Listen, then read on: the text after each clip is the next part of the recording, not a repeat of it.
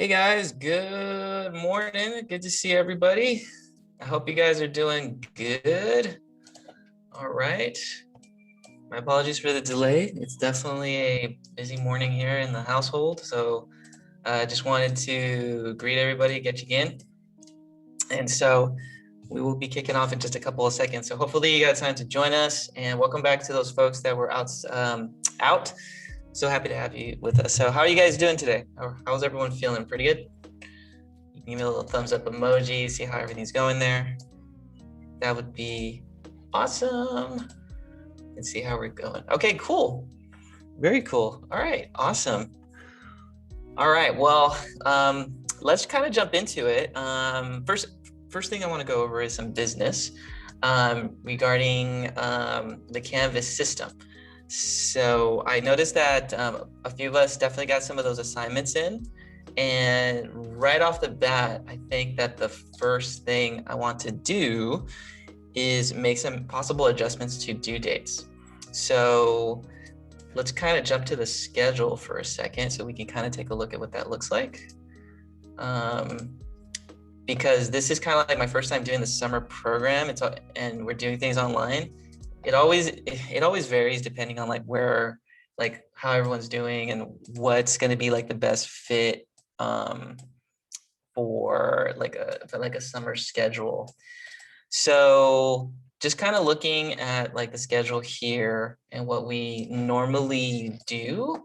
The first thing I was thinking about here is possibly, let me make a couple of quick adjustments there, is that I am thinking about possibly doing a due date for our assignments for the end of the week. So if we look at like this block here, right, of our days, we pretty much we work Monday, Tuesday, Wednesday, Thursdays, and doing assignments and things of that sort, right? Now, typically we normally have like a due date, which is going to be, towards the end of the day, but I'm having a feeling that it might just help folks possibly maximize Fridays as a day to kind of get assignments done. Now, I'm not sure if that's going to help. The positive side to that is that, okay, I have till Friday, and then that gives you time to do a little bit today, do a little bit for the following day, and then ultimately get it done on Friday, if you structure it that way. The downside is that if you don't do a little bit of the work each day, right, then it's going to end up being like a lot on Friday, which really depends on how you're going to organize your time. So I have no problem either or. We can do it, assignments due, Friday morning, and then that gives me enough time to start entering grades and things of that sort, because I don't want to get behind on my grading as well. So I just kind of wanted to determine and see what might be the best fit. Based on what I was seeing, a lot of folks turn in their assignments late last night, but then I don't want to like overwhelm anyone either and just have it be too much. And then you guys are burned out coming into class in the morning. So part of me is wondering, like how many of you guys would opt for having like the week of assignments due that Friday, which is the day that we don't meet. You could basically work from 9 a.m. like you normally were scheduled to, and you basically treat Friday as if it was like your regular class schedule, but we don't meet. You're basically using that time to catch up on assignments, and then and putting all that time towards turning it in, right? So I think that might be a little bit of a smarter way of putting in time, because that might give people time to kind of focus in on projects and catch up and do extra things here and there. So I think that might work. I think the best thing, or my advice would be like after class at 12 o'clock, like just try to start it at least and do a little bit, instead of just like not doing it at all, waiting till Friday. So there's that like sort of downside. So how many guys would opt for something like that, or would like prefer to have that schedule? Maybe you can give me like a little thumbs up emoji. You can type it in the chat and say like, oh, that works for me. But how does that kind of work for everyone overall, and seems to work for you? Okay, so like so far we have about, like about 30% of the class that was like into that. Okay, so that seems like we got a pretty good, almost half the class here and there. Okay, totally cool. Then we could totally go in that direction. Now, if you want to turn it in, the day of, that's totally fine. If you're the type that just rather want to get it out of the way, believe me, do it. I would totally recommend that. But if having all the assignments due on Friday is going to help, and then basically use that time that we don't meet to basically treat it like a day that we do meet, and you just work on your assignments. That sounds good. Okay, so then the votes have it. Let's do it like that. This helps me because then I could totally kind of design it for summer sessions in the future, so that if students need to do something, get it done, we can set it up.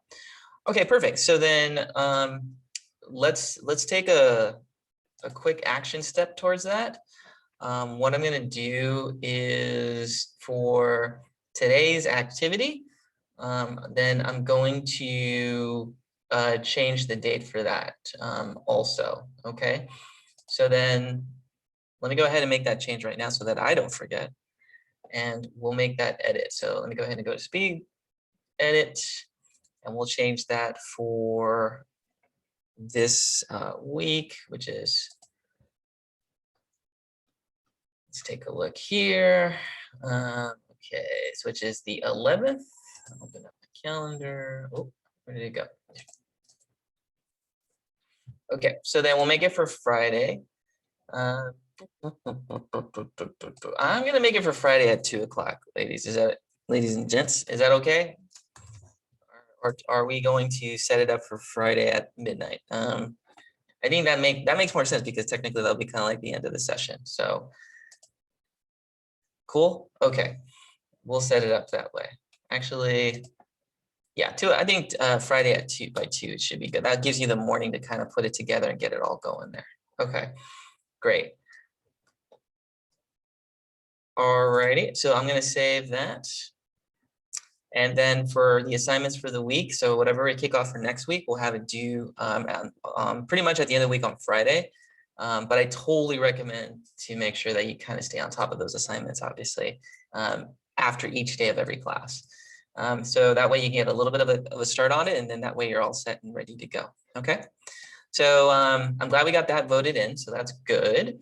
Oh yeah, and then for the discussion post, I'll try to get the discussion post for the day of. The discussions are really warm-ups, to be honest. So it kind of helps us like process for the day. So I think it might be helpful just to kind of keep that due for the day of. And honestly, these are just like, like they're do nows, they're called in the high school, or warm-up questions. There are questions that kind of get you kind of thinking about it. So what I can do in this situation is that as we start class or as we begin class, let's say, for example, this morning, we started at 9, came in at about 9:15 due to some things going on in the background here. Why don't we set it up so that when we come in and log on in the morning of, then you can work on the warm up and answer the question and discussions. So that way we'll use like the first 15 minutes of class, 20 minutes of class to kind of get your mind prepared for the assignment for the day. And then you can watch the video, answer the questions, and do it that way.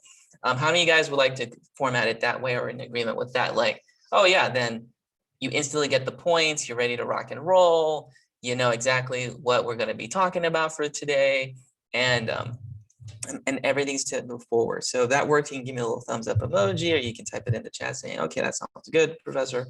We're ready to rock and roll in that regard. Okay, cool. All right, sounds good. That way we're doing two things, right? We're getting those instant points, which discussions are obviously like 10 points per posting. It's a significant amount of points when you add it up to like, 20 days or almost 20 days. It's almost like, 100 plus points technically, or almost 200 points, I should say. That's like almost a full-term project, right? Or two big exercises. So that's going to be, let's do it like that. So if professor's running late or something happens, we know the format. We're going to go online. Let's do this discussion. Let's watch the video, answer a couple of questions, and then go in that direction there. Okay. So I think that'll be a good format. And then we'll save the assignments for the end of the week and get that going. That way it'll kind of prepare our minds for what's to come and what we're going to be working on for the day of. And I think that'll be really helpful. Okay. So every day as we do designer therapy, or every day as we do each unit, today being designer therapy, then we'll do the discussion, leave it for the day of or today's date or the day that it's basically going to happen. We'll answer the questions and instantly we'll give you those points as completed. And then we'll save the activity at the end of the week for Friday. And then that way I'll save you some time there to get you going. Okay. I kind of like that. That feels reasonable to me. And I think it's a good format to kind of get the flow down now that we're like on day 3. So again, this is like new to everyone. So this is kind of like my first time teaching a summer class that was accelerated. So I think these formats will make the most sense and feel the most like logical in the order. Okay. All right. Very cool. So then I think we're good in those areas, guys. We'll definitely get that going. Thank you for those folks that already answered the discussion question. And we'll obviously play the video and we'll get that going today, and we'll do the discussion together as a class. How about that? And we'll do the warm up together if you didn't get a chance to do that. So we'll cover it, get it going, and make it happen for you there. Okay. All right. All right, guys. So all right, let's go ahead and kick it off, and we will talk a little bit about the Adobe installation program too. So just out of curiosity, how many of you guys have already installed Photoshop? Like it's working, it's going good. If you can give me a little thumbs up emoji, that'll be great. How many of you guys got it? Like it's working, it's good. This thing is installed. You launched it and it looks pretty stable for the most part. Okay. All right. And how many of you guys have not installed it yet? Maybe could you send me a little message or direct message saying that it's not installed and when you're planning to install it. Okay. Okay. So we have a couple in there. Okay. I would recommend to try to make the attempt to install it at some point today after class. Okay, we have until next week, but I would say, since it's Wednesday, let's take some time, or even to just make the attempt. It basically requires your Rio Hondo email, so you have to have access to your Rio Hondo email. If you were given one, hopefully you have access to that. And if you already have like Adobe Illustrator installed in your computer, you could technically add it on through the Adobe Creative Cloud Manager, which basically would be your launcher. So typically on the top of your menu bar or on your menu of your Finder, you'll see like the Adobe. It kind of looks like a little bit of the Adobe, launcher infinity sign. It almost looks like rotated sideways, and you can select different programs to make the installation for it. So it typically would look like. Let's see if I can actually get those all apps. And see if I can format it. My window's a little bit modified, so let me go ahead and switch it over here to my next screen, so that way you can kind of see it. Well, the instructions are going to be available here on Adobe Creative Cloud installation. Okay, so that's the first thing. I would say take a look at the module and see if you can follow these instructions. You can click onto the Adobe Cloud Student Access instructions. It's basically a little instruction list here that runs you through the steps on how to set it up. You're sort of tricking the Adobe installer. The school kind of sets it up with a pre-programmed password, and then you go in to kind of reset it and then put in your own password. And then it's basically allows you to go into the system, and then it'll ask you, hey, would you like to install these programs into your system? And I'll switch over to the viewer here so you can see it. You'll basically see something that kind of looks like this when you launch. So after you log in, you'll see something like, hey, what's new in Creative Cloud? And welcome to the system. You won't necessarily see the installed button unless you already, unless you've taken like my class in the past. You'll see like your programs that are already installed, but really what you'll see here is available in your plan. And it'll, as you scroll down, and because you're a student, you have full access to all the tools, which is great because then you can install a program and experiment with it. So you have like all 20 plus programs for free, which is like a $60 a month value, which is like a $300 a year value. So as a student, you get all that for free on your own computer. So when it's installed, you have to look for Adobe Photoshop. Mine is already installed, so it's not on the available in your plan list, but you'll see a button that says install. And you'll be able to add the program to your list from your existing account. So, let's say Adobe InDesign is, let's just pretend that's Photoshop. It'll say the program on the upper left, and then you push the install button on the lower right, and you can basically install your program into your computer, and now you have more than one, right? Or you have the program. So definitely try it, launch it, make sure there's enough room for it. If you're very tech savvy, then you can technically add on other programs. As you see on the list there, there's video editing programs like After Effects and Adobe Premiere.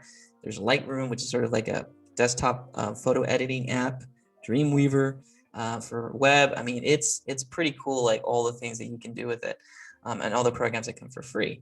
So once it just takes a couple of trials to get it installed, okay? So that's the Adobe editor, and it has all the categories there. So we'll go over those next week, but we definitely want to encourage you guys to make sure that you install the program and test it, make sure it launches, opens, and nothing crashes, so that you're set and ready to go, okay? So, and then after the class is done, definitely, you can always download other programs and use the remaining summer to try out different things. So if you want to try another program like image editing, animation, there's some really cool animation programs like the Adobe Animate is here, Audition, which is audio editing, Meta Encoders, it's Character Animator, which is how to animate in real time with different characters. It's really cool, all the things that you can build into it. So I always encourage my students to kind of explore and kind of try different things. So we definitely want to do the same once we complete the class, or even during the class, if you have even more free time. Okay, so just a quick word about that. So those are just a couple of housekeeping notes that we'll set you up with. And last thing I'm going to talk about is resources. So before we go back to Canvas, I definitely got a chance to look at some of your, for those folks that turned in their files, I definitely got a chance to kind of see, let's take a look. I definitely got a chance to kind of see some of your files and some of your SMART goals, which is great. So, and I kind of made a few comments on your email or in Canvas that they supplied you with some links. Then I'm just going to kind of share with everyone so they can take a little look at it. But basically, there's a really cool resource, which is on YouTube, which is called The Future. We're going to see a lot of that in this class. You started seeing it in today's discussion post, and I kind of briefly mentioned it yesterday. But basically, it's a YouTube channel. It's called The Future, and this is a really good channel that focuses on graphic design, life, business, creative, personal, emotional. It's pretty much it's about the lifestyle of being a designer, and Christo is a teacher here in Los Angeles and designer. We kind of know the same folks in similar circles. Like we had the same professors at Cal State Northridge, and he went to Art Center, but started his own business at the age of like 22, 23, and he kind of learned sort of the hard way of how to do business with some of the business classes that they teach at Art Center. And for those that don't know, Art Center is a school here in Pasadena, which is basically like a $250,000 school on design. And it's, arguably the best school for obvious reasons, but But Chris was like an adjunct instructor, and he had like 5 students. And one day his wife comes up to him and says, I think you're kind of you're not using your talent to its full capacity. And he's like, what are you talking about? I like to teach. He's like, yeah, but I don't know if this is like it for you. And so he kind of went through this process of like figuring out like, is it like with the internet being so accessible and with, the, social media and YouTube becoming more and more open access to education, like, do we really need to have students pay $250,000 or actually, quite frankly, be in debt for $250,000 and spend the rest of their lives paying off this debt, can't even afford a home or anything like that? Is this the right way to do it or the only way to do it? So he kind of set out on a journey and he said, you know what? No, I'm not going to do this. I'm going to try to find a better way. And so him and a partner started a program called The Future, and they started to find some success. And now they have like 1 million or so subscribers. I totally recommend it. I'll put it in the chat here as resources, but it's great. There's tons of information. I mean, he has playlists, like classes, he does classes, but he goes into things like building a brand, shorts on different topics. He does role plays on how to charge clients, which is what we're actually going to do today. Conferences related to design. He talks to young designers on how to be successful and set up their projects and their businesses. College students, you name it. This is a super good resource, and I encourage everyone to take a look at this on their free time. And I think you will be very pleased with the results, and you'll see some of that rolled out for today as we move forward further in the class. So very cool stuff. Definitely you want to take a look at this, okay?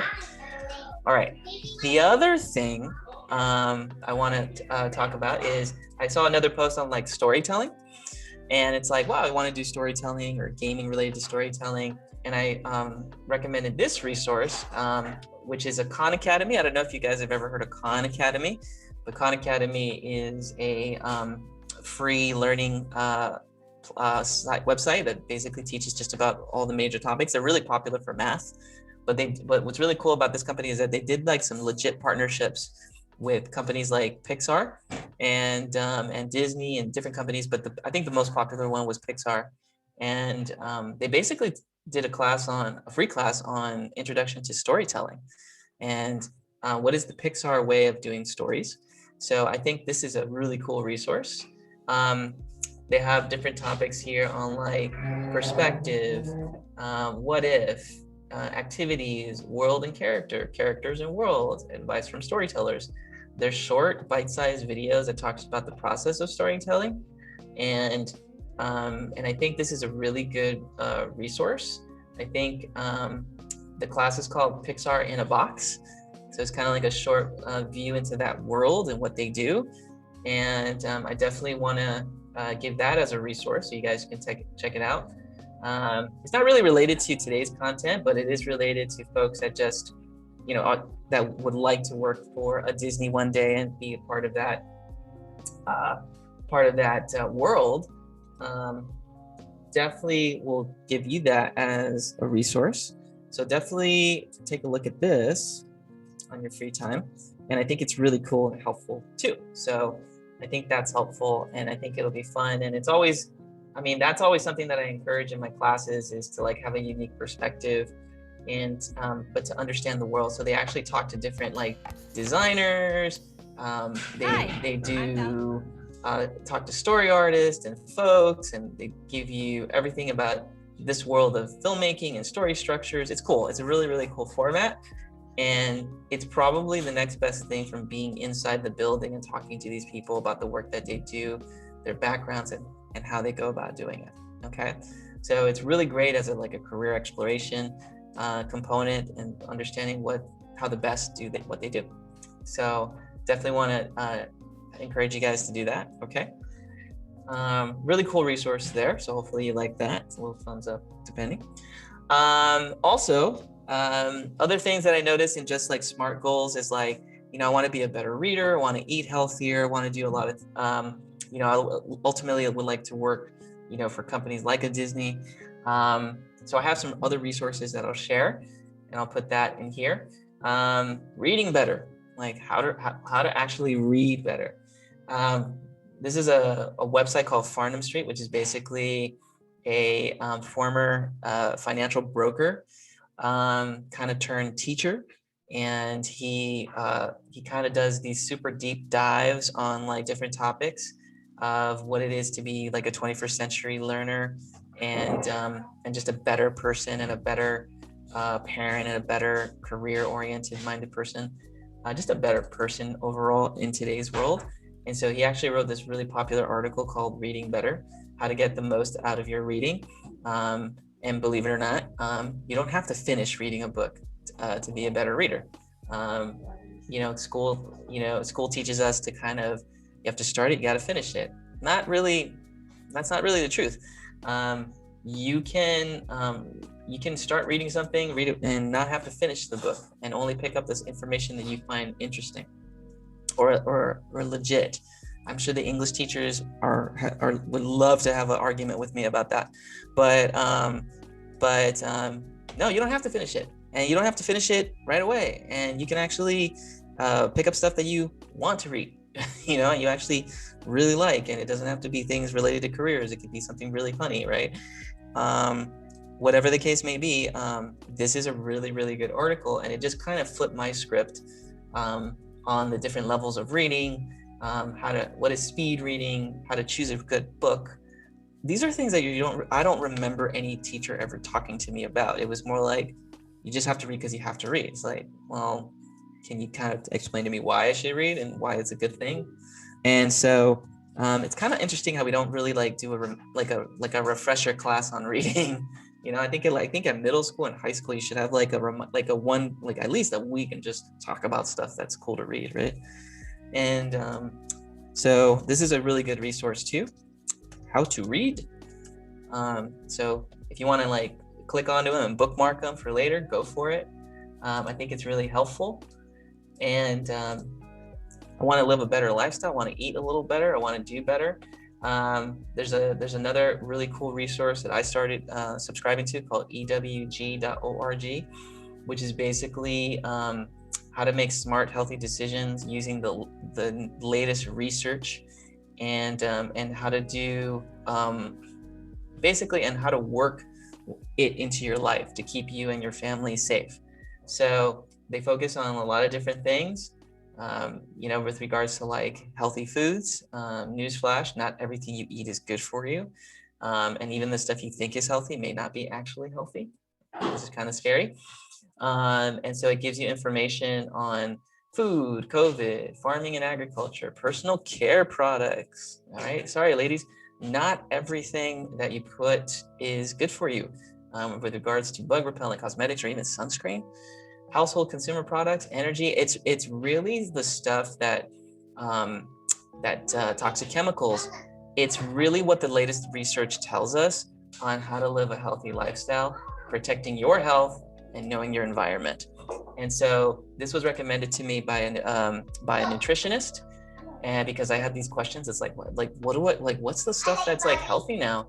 And she's like, this is a great resource. I think you want to talk about it, right? Pesticides and produce and things of that sort. So this is a really awesome resource as well, healthy lifestyle.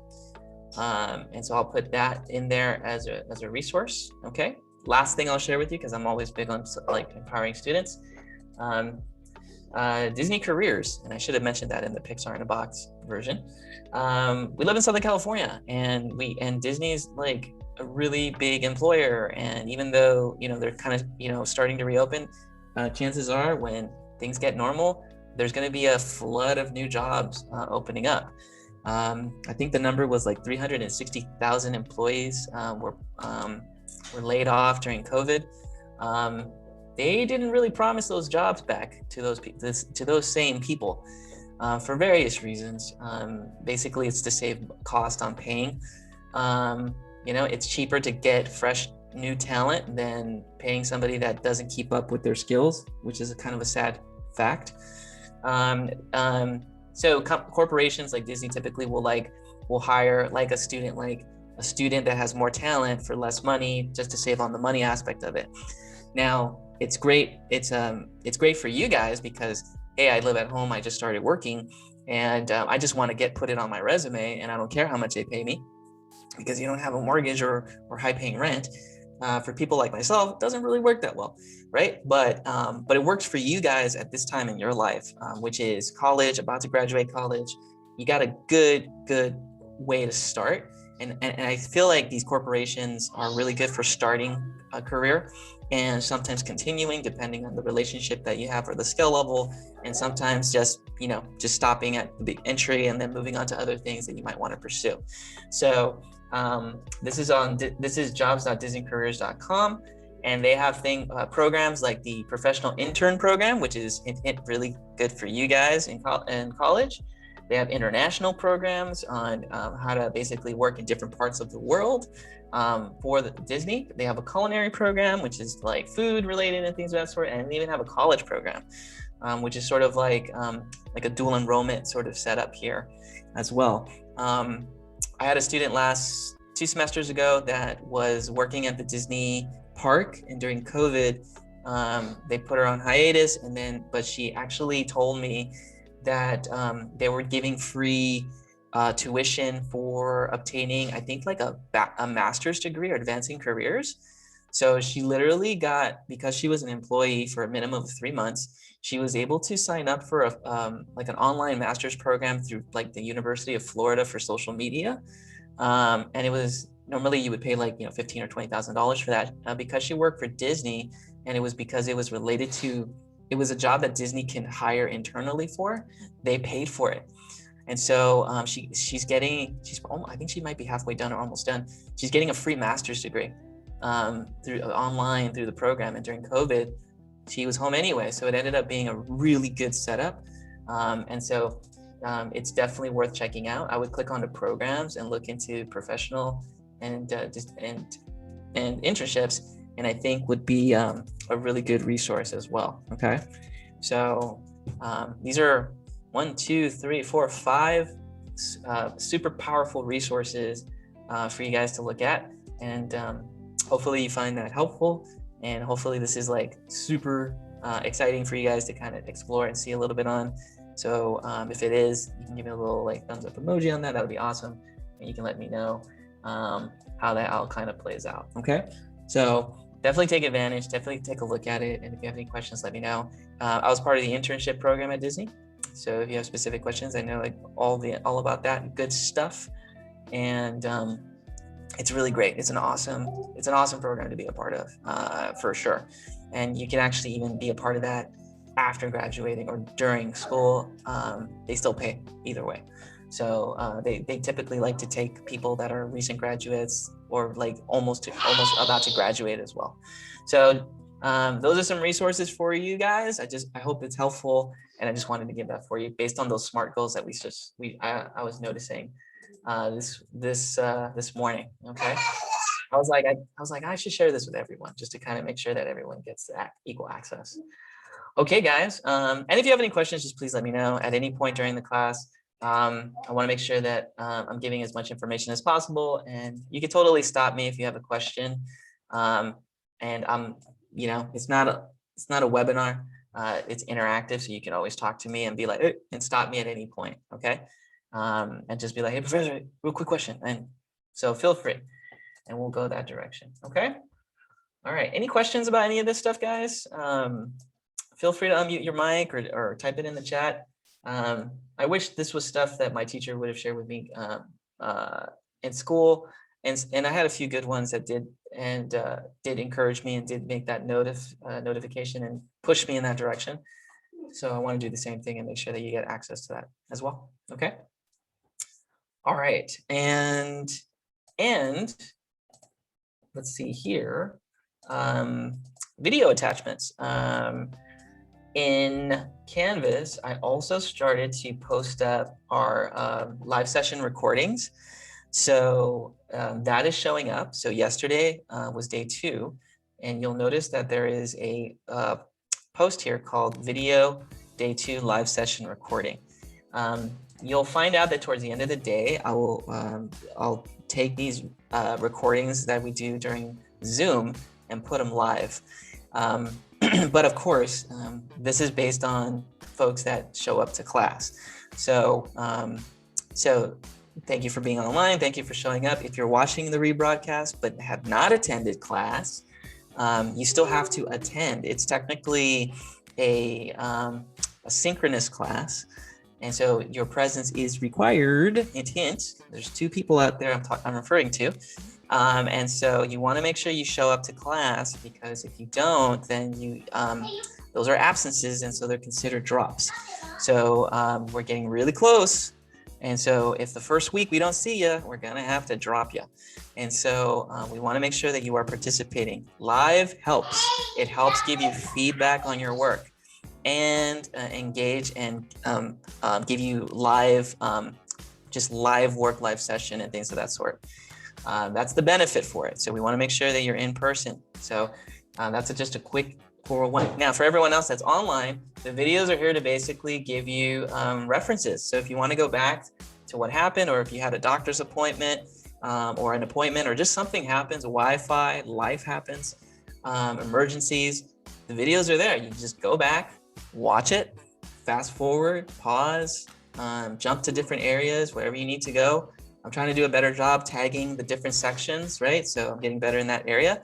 But we're heading in that direction, right? So they're there as a resource to kind of go back in case you want to review, or if you were absent for whatever reason, and you can set that up.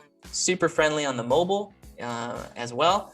And so just click play and you're set, ready to go. And then if the link doesn't work on your mobile, there's also the click here for live stream, which is the direct link to Zoom. And so you can click onto that and you can actually get a second link that uploads and watches the video. So that's also another resource that you can have that's super helpful. Okay. So these are just ways to make life easier for you as the student. Okay.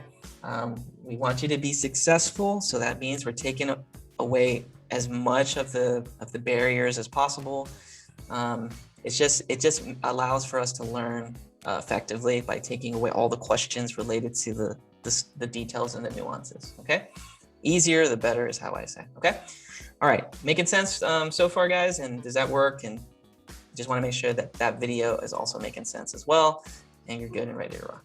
Okay, all right, very cool. Okay, so let's finally talk about SMART goals. Okay. So just really quick, how many of you guys found this helpful? And let me know, maybe type in the chat, like what was it about this process that you found helpful? You can type it in or you can kind of voice it in, but you know, what is it about SMART goals that kind of worked for you? And let's move this out of the way. And hopefully you can see my screen here. But what's like, you know, maybe one thing that you found helpful with these SMART goals? And let's go ahead and kind of jump over here, okay? You know, you can post it publicly. I have my little thing here on my separate screen.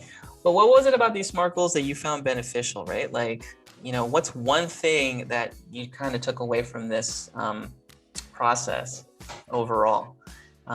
Very different, right? But what is it about it that you think you're going to walk away from? Go ahead and type it in the chat, or you can voice it in or unmute your mic. But what's one thing that was helpful in creating a SMART goal? Okay, let's kind of go back there. Oh, what? The video. Here we go.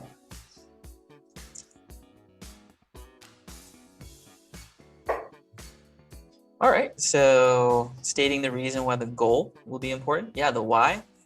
It's amazing how some people, you know, we're emotional beings, and so knowing the why of things is emotion is something we don't learn to like control and leverage in in a typical school setting. But as designers, I think we're more in tune with our emotions because there's so much reaction to the arts. And so learning how to like leverage that and know the why is helpful. SMART goals made me realize that these goals are within reach. Yeah. Sometimes just knowing like, I think I can do this in a month or in a week or even 3 months, depending, is very powerful, right? And so I think that is something that will benefit people as well. Just knowing that this is like realistic when you break it down. Setting dates for goals was extremely helpful. Yeah. Realizing the structure and how to reach my goal. Yeah, these are really good. I don't think I learned about SMART goals until maybe also within college, actually maybe after college, which is kind of a shocker because normally it's kind of like, well, you just have a to-do list, you write it down, you set it up. SMART goals, I think, have been around since like the 80s or 90s, and you see it a lot with business folks. So it was originally designed to help those in business, and it's eventually evolved into, this is something that we can all do necessarily. And so this is like all areas, all fields, all interests. So it's great. I think it's a really powerful tool, and I think it's really helpful for all different subjects and all different fields to kind of piece it together. And so I always like to do my SMART goals. I always like to keep a close watch on them. And sometimes I even just remind myself, because sometimes you can be easily distracted from just things that happen. And it's good to kind of have something written down, miscellaneous goals, things of that sort, that you can always like come back to, and reminding yourself like what you need to do to like take that action, right? At some point, you got to get out of the planning part and just go and take action and do it, right?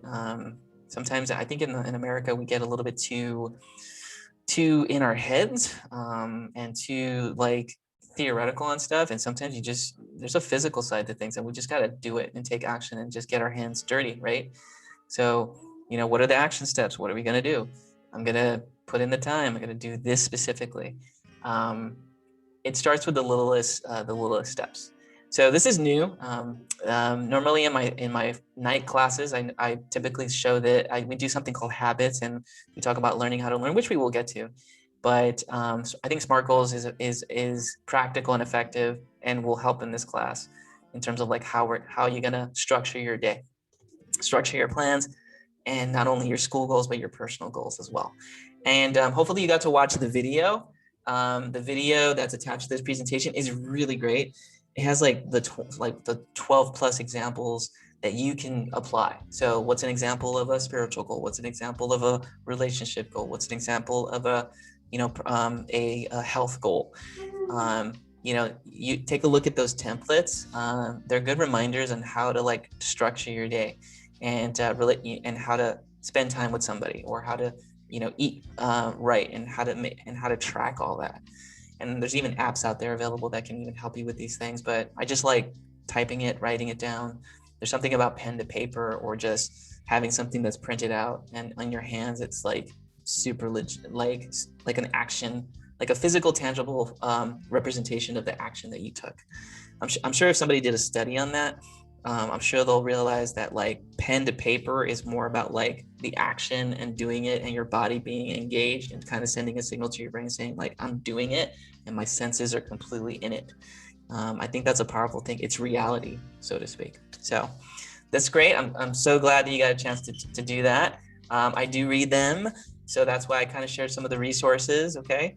And since we have a small enough class, I'll get to everybody's. And so, I'm definitely, we'll look back at this and hopefully review it, and we can say, hey, did you reach your goal? And I think that's going to be really, really powerful to see how far you've come and how much progress you've made in the next 4 weeks. So it'll be really good. Okay. So those are the structure of the SMART goals. Again, please make sure you get a chance to watch that video if you haven't got a chance to. And if you haven't got a chance to do the discussion post for day 2, make sure you take a look at it. That way you can kind of see it.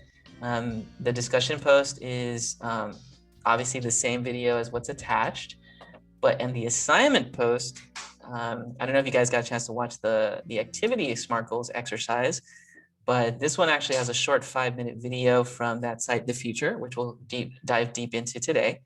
And this is great because this actually is graphic designers that want to start their own business that actually like are asked on the spot, what is that goal that you're going to do and how you're going to accomplish it, okay? And how many of you guys got a chance to watch that video by any chance? This within that, if you can give me a little thumbs up emoji. Totally recommend it. It's only 5 minutes, but I highly recommend you watch that because it literally, Chris just sits down and says like that this is something that you need to accomplish and to set up, okay?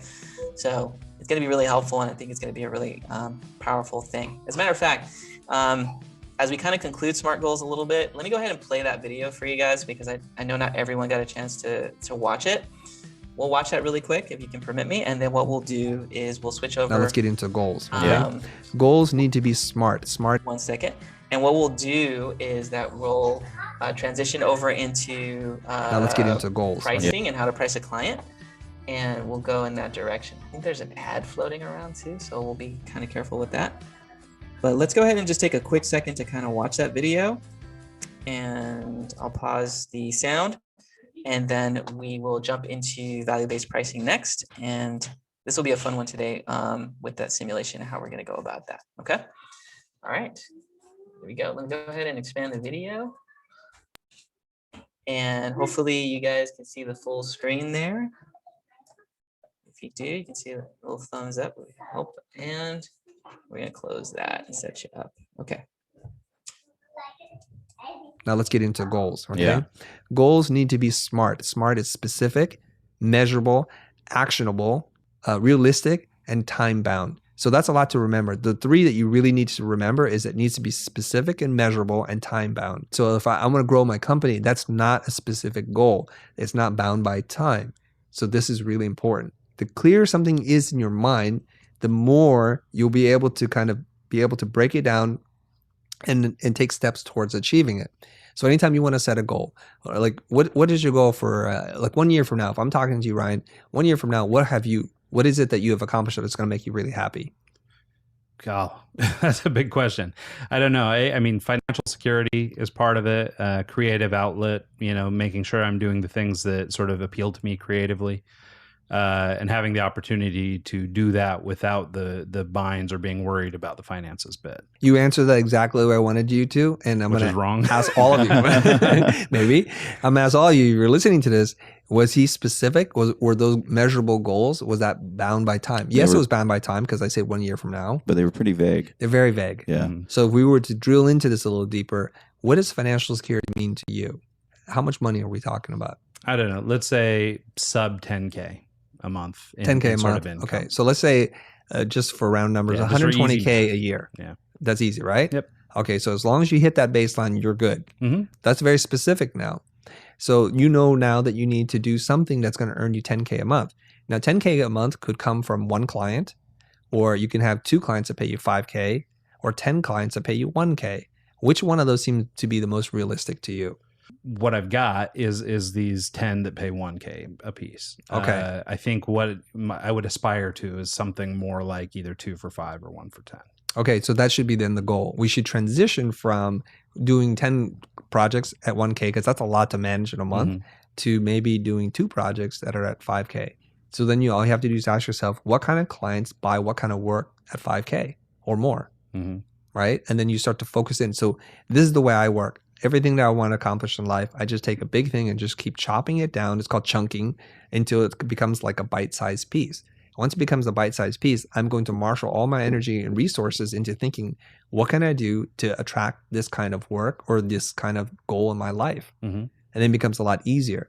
But if you were to sit back and say, I want financial security, which is how we started, it becomes like this amorphous, like, well, what does it even mean? What does that mean? So then you have to start to make some decisions in your life. See, so the clearer the goal is, and the clearer it becomes in your mind, the easier it is to make decisions as, am I moving in the right path or not? Breaking it down that way, yeah, I mean, makes it very clear. It's I mean, back to that idea of starting with the end in mind, right? I mean, you've got to have some concept of where you're going. And as you can tell by my first response, obviously I'm up here in ambiguity land.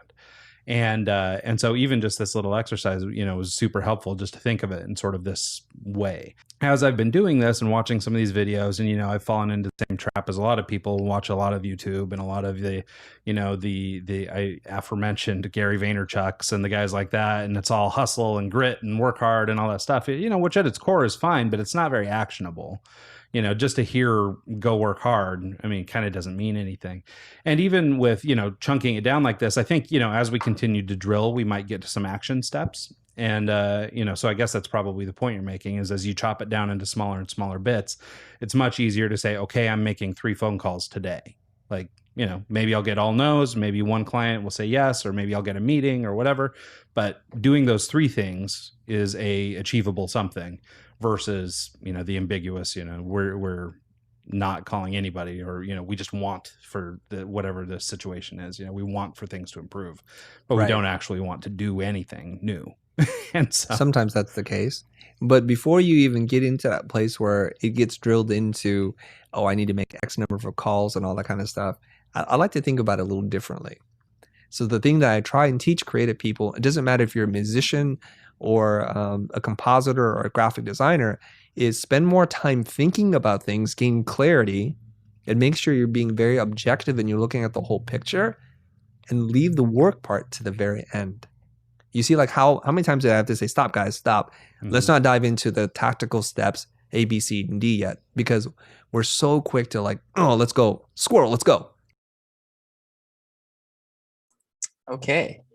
So, and I do agree with that. Like now kind of being on the opposite end, I think it makes a lot of sense to be a little bit more mindful of the strategies and how to build the goal and design the goal and know where you're going towards and why you're doing it.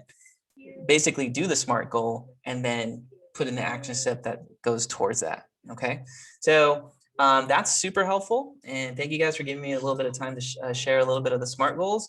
But if it hasn't been done, go ahead and make sure that you get a chance to share it online. Obviously, the assignment's not going to be due till Friday, so we'll get a moment to kind of set you up there. Okay.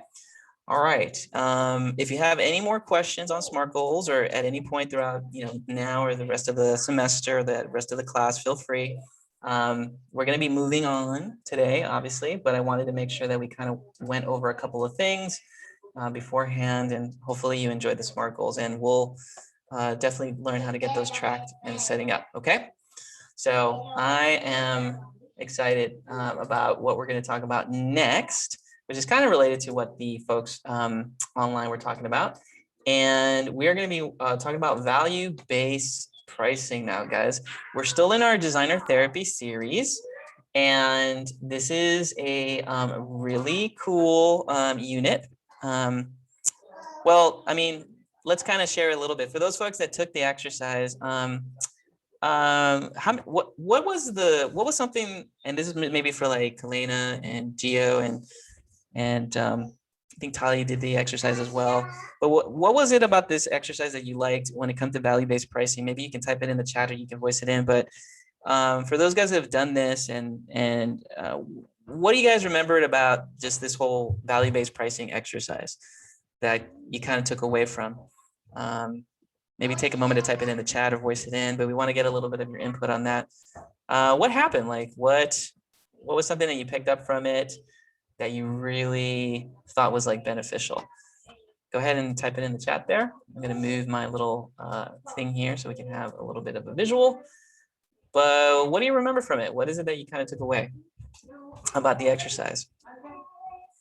Okay. And while they're typing, for those that don't know, value-based pricing is really all about the money of graphic design. How much should you charge for your work? Okay. And so that's really at the heart of what we're going to do today. This is going to be a super interactive lesson as well. And there will be a little bit of homework afterwards, but today we're going to get really involved. So we're going to definitely see that. But let's go ahead and just kind of jump in. But what do you guys remember from it that like was very helpful? I learned that value-based pricing was not charging a client for hourly work, but the work itself. Yeah, for sure. That was helpful. And for those folks that are new to the lesson, okay, how much should you charge for your work? Okay, let's start from there. So, right, so Jolene, Maria, Myra, right?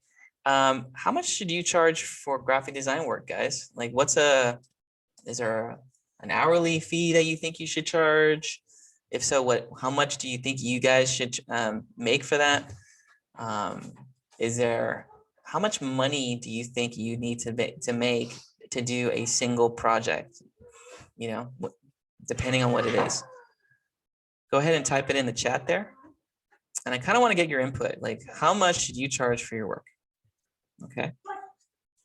And if you've taken the exercise, too, guys, then you can even let me know as well. But how much is your work worth? Okay. Go ahead and type it in the chat. You can post it for everyone if you want to. Okay. But how much should you be making? Like let's just be honest here. Like, what is a reasonable number for the work that you should be doing? Right? Because some of us want to be graphic designers, and the reality is that at some point someone is going to approach you, whether it's family, friends, or someone mention your name to someone else, and they're going to call you or text you or email you, and they're going to say, hey, I want to do this. How much is it? Right? How much is it worth? Okay. Okay, depends on the project you do for the client. Okay. Depends on the project, how much research goes into it. Okay. But how much? Like, give me a number. Like, think about what it is that you want.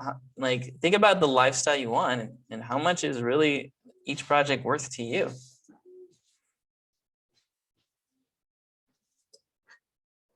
Okay, charge your client based on the work, depending on the project. Okay, now I keep on hearing people say it depends on the project. Okay, let's put a project out there. Okay, somebody calls you and asks you to do a logo. Okay, actually, let's do that in a couple of moments. Just stand by for a minute and we'll talk about this. Okay. All right. So in this presentation, we're basically going to talk about how to make a lot of money with your creative work. Okay. And I do emphasize the word a lot. Okay. It's known as value-based pricing. Okay. And yesterday we talked a little bit about the Maslow's hierarchy of needs. This is a much better graphic.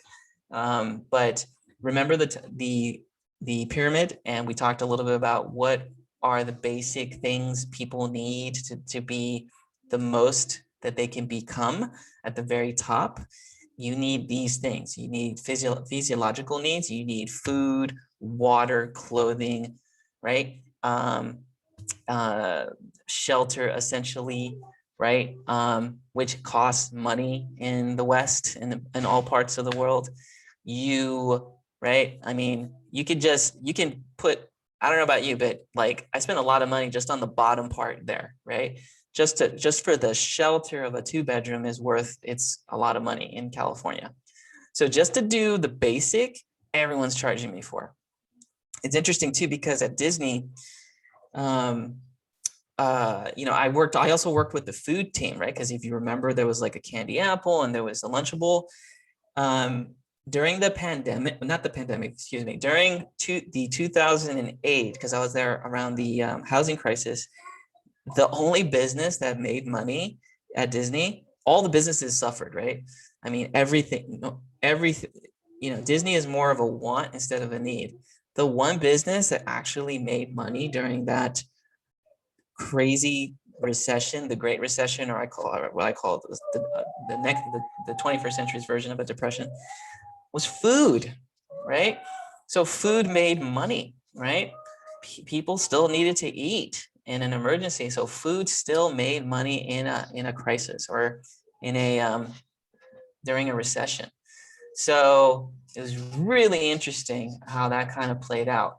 And I would even say that some people even use food as a way to deal with the stress.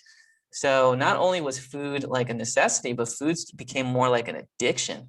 And so people were spending money, and the food division made money during an economic downturn, which I thought was fascinating. The second one we said was safety needs. So you got to feel secure. You got to be secure in your health, secure in the place you live, secure with your job. That's the next thing, right? So if you're not secure in any of these things, that becomes an issue. So if you have your own business and you're charging a lot of money, you're secure.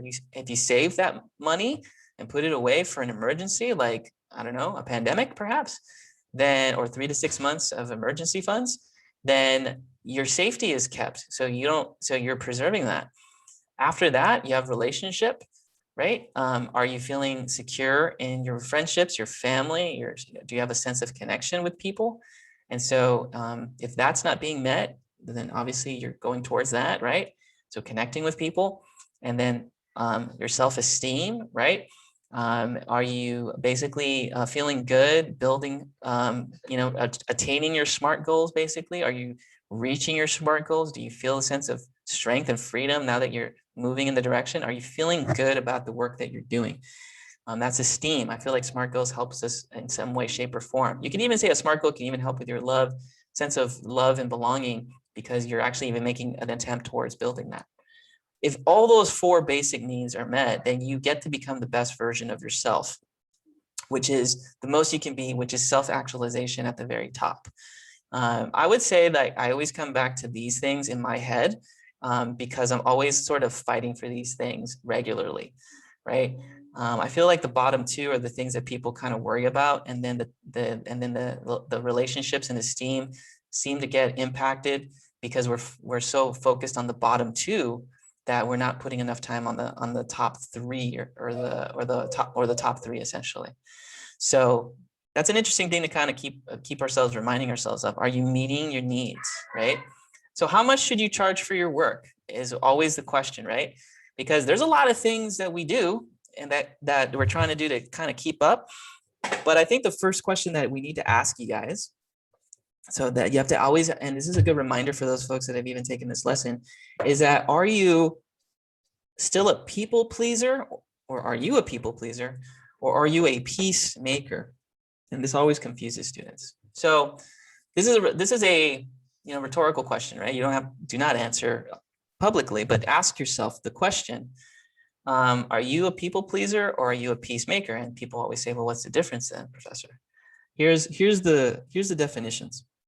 Okay, a people pleaser is someone that has a hard time of saying no.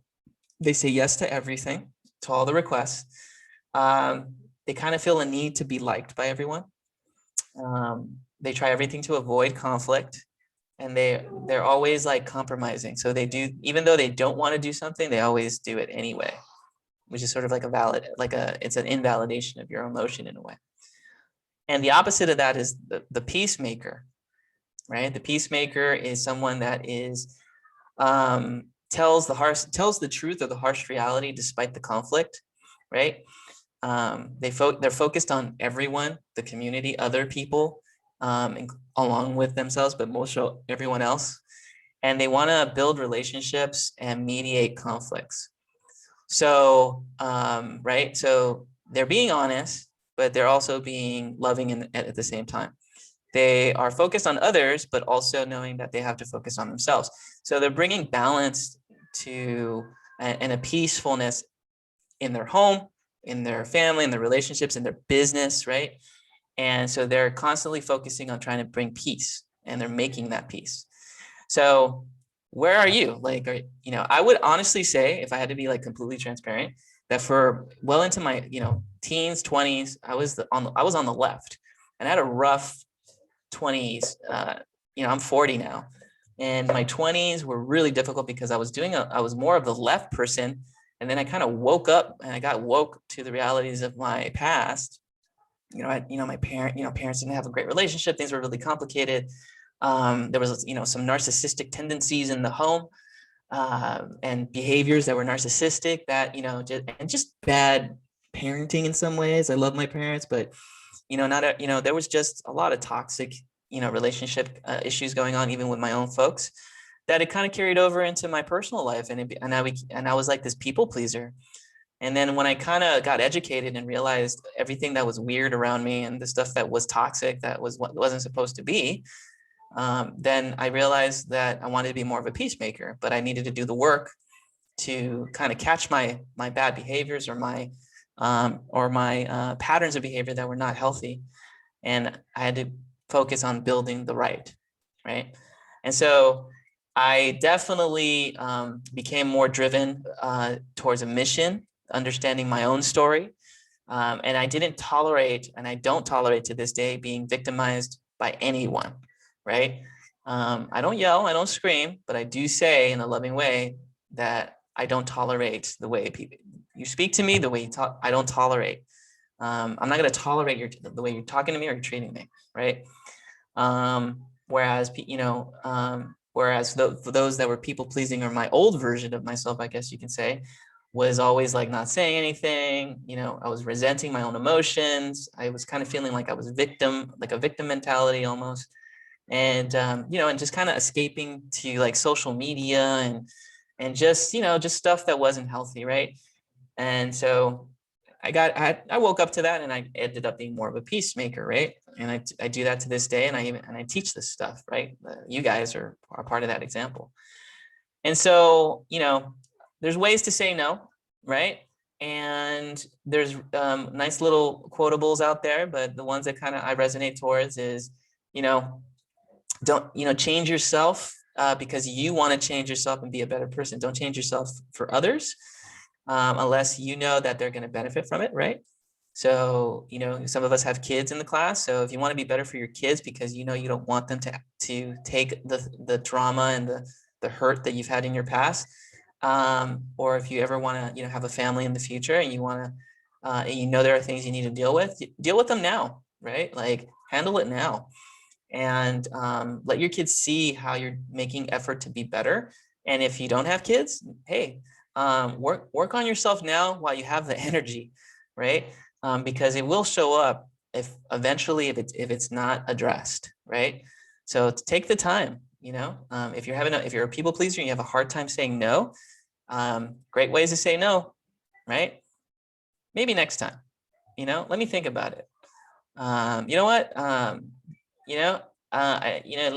me, I'll have to pass on that. Maybe you want to take a jokeful approach, like, nah, I don't think so. I don't know about that one, buddy. And so, don't say yes right away. Most successful people say no, and then they take a lot of thought in terms of what they say yes to. So it's the opposite. Okay. So, wherever you are in that spectrum, right? In terms of people pleaser, peacemaker, or you're in the midst of transitioning. The common question that most students ask is like, how do I convince myself that I'm worth it, right? Because a part of how much you charge is based on how you see yourself, right? And, there's a lot of, students of color in this class. So we live in a country, as we've learned from the pandemic, that there's a lot of injustice, and there's some things that we've experienced or taken that we've taken from our past, or even in recent past, that is now challenging how we look at each other and how we look at ourselves. And so we want to ask ourselves, in the wake of the Me Too movement, in the wake of George Floyd, is like, how do I see myself, and how much is that version of seeing myself based on what other people saw in me, and how much of that was racist in its origin or inequitable as it said, right? Maybe in the future I'll teach a lesson on microaggressions and racist tendencies, because that's a big thing that we need. And so I know for a fact in my education, because I was educated in the 80s, there was major systemic racism happening that carried over into my own personal thought life, that carried over in how I see myself. Didn't realize that till much later, but I had to convince myself that I am valuable, right? And in the dictionary, value is defined as useful, right? Worthy, something that is worth time or usefulness, right? High, or have a high opinion of, right? Do you have a high opinion of yourself? Do you see yourself as worthy? Do you see yourself as important or useful, right? So that's the first step, is how do you see yourself as worthy, and how do you let others know that you're valuable and worthy of their of their time, basically, right? Or how do you let other people know that you are worthy of their time and that they need to work up towards your value, right?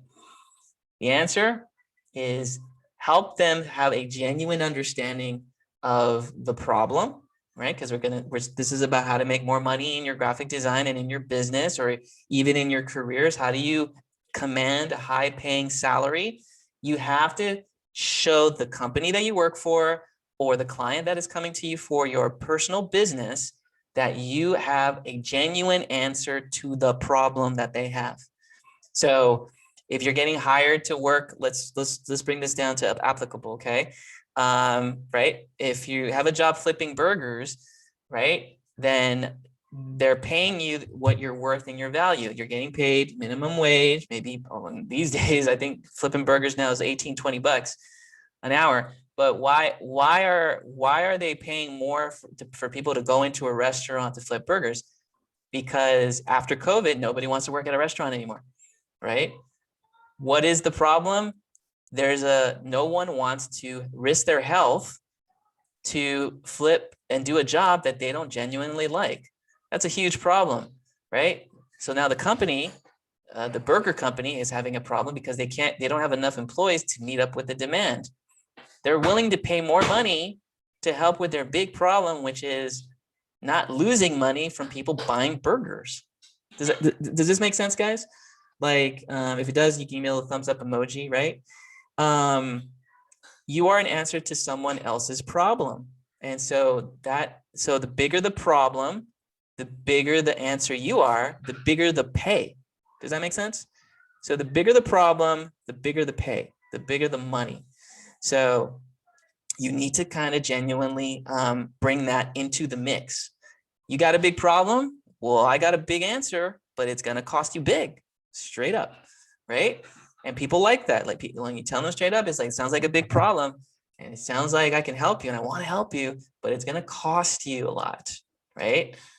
In other words, you have to like what you are bringing an answer to, like your customer, okay? You have to like the company you work for. You have to like your employer, right? Remember, they're paying you to solve their problem, their business problem, right? You know, if a company makes you feel like they're doing you the favor, get out, right? Like, oh, I gave you a job, you know? I used to work for a company back when there was pagers and cell phones. Not even cell phones, it was pagers. If anyone has ever had a beeper, let me know. Hey, right? I sold pagers. The owner would use manipulation tactics to keep, and he used it on me too, right? He used manipulation tactics to keep their employees, right? And underpay them, right? It was kind of like a fatherly thing. It was kind of disgusting, actually. It was very toxic. It was kind of like, well, I helped you. I gave you this job. I can't believe you're leaving me. After all I've done for you. It's like, I'm trying to help you, do the work and stuff like that. And you would hear it in my coworkers and say, like, this and that. Now, my dad stuck around, and my dad would tell me, you better get cash, and you better let them pay. You better make sure that they pay you enough for the work that you're doing so they don't manipulate you. So walking in, I had an understanding that there was manipulation everywhere. And I saw it right. And when your parents tell you something, you don't believe it. I realized, I was like, man, this is for real. Like, there is some toxic manipulation happening at a relationship level, and it's an indication of people's own personal lives. So in the end, the company never really, like, I did the work. I got in, I got out, I got paid. I spent it. I didn't save it, but I did the work that was necessary. And when I needed to do something, they had to abide by what I needed, not the other way around. So I need this. Can you help me? Right. And so just a little forward, right? Like, you have to always be cautious and of your clients and your customers too, right? Sometimes there's even clients that will take advantage of you because, and you'll see why in just a minute. So you want to make sure too that you are, you have to like your client. You got to feel good about the person that you're working with, right? In other words, would you have lunch? Would you have dinner with this person, right? Would you have a cup of coffee with this person? If you can't answer that, or if the answer is no, don't take the job, right? Like, don't even take the client, right? Don't get me wrong. If you need the money and you got rent due and you're gonna be behind on your rent, hey, take the money, right? Like, but if you don't need to pay that rent or you're not in an emergency, then be a little bit more mindful. And since this class is predominantly women, I would say ladies take even more caution, because you always want to make sure that the client is, someone that you can relate to, and someone that's not going to want to quote date you, right? So any client that's trying to get, trying to play the date route or whatever, don't do that, right? This is a business transaction. You're trying to get them for the most, and you're trying to show to them that you're professional and it's worth a lot of money.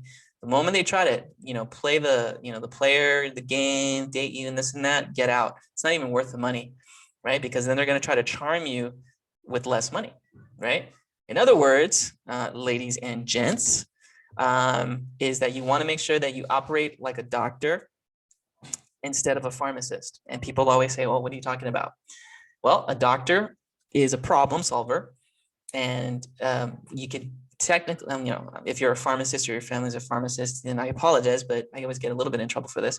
Pharmacists are doers, right? They just do the work. It's valuable work, but the doctor gets paid more, right? And why? Because the doctor is a problem solver. They're bringing other people into their process of giving you a diagnosis, right? And doctors do things like think. They do things like ask questions to the patient. They do things like try to understand the problem and not the symptoms. They try to work with you to see what is going to help you. And they charge a lot of money to your insurance company, and sometimes to you if you pay out of pocket for solving that problem, right? In the thousands, right? If you do enough, I used to have, when I was in college, I had no insurance. I had to go to clinics, and do all this stuff, after I graduated from college, because I had to, pay out of pocket, and there was no insurance those days for some of the companies I freelanced for. Yeah, that costs money, right? And so you want to make sure that the thing that you're about to do, which is graphic design, you are coming in with the mindset of, I'm a doctor, I'm your doctor, I'm your psychologist, I am your lawyer, I'm here to solve your big problem. Okay, does this make sense? Okay, if it does, give me a little thumbs up emoji, right? But this is big. This is really important. Okay, now pharmacists, okay, they're doers. Okay, what do? They take orders from the doctor.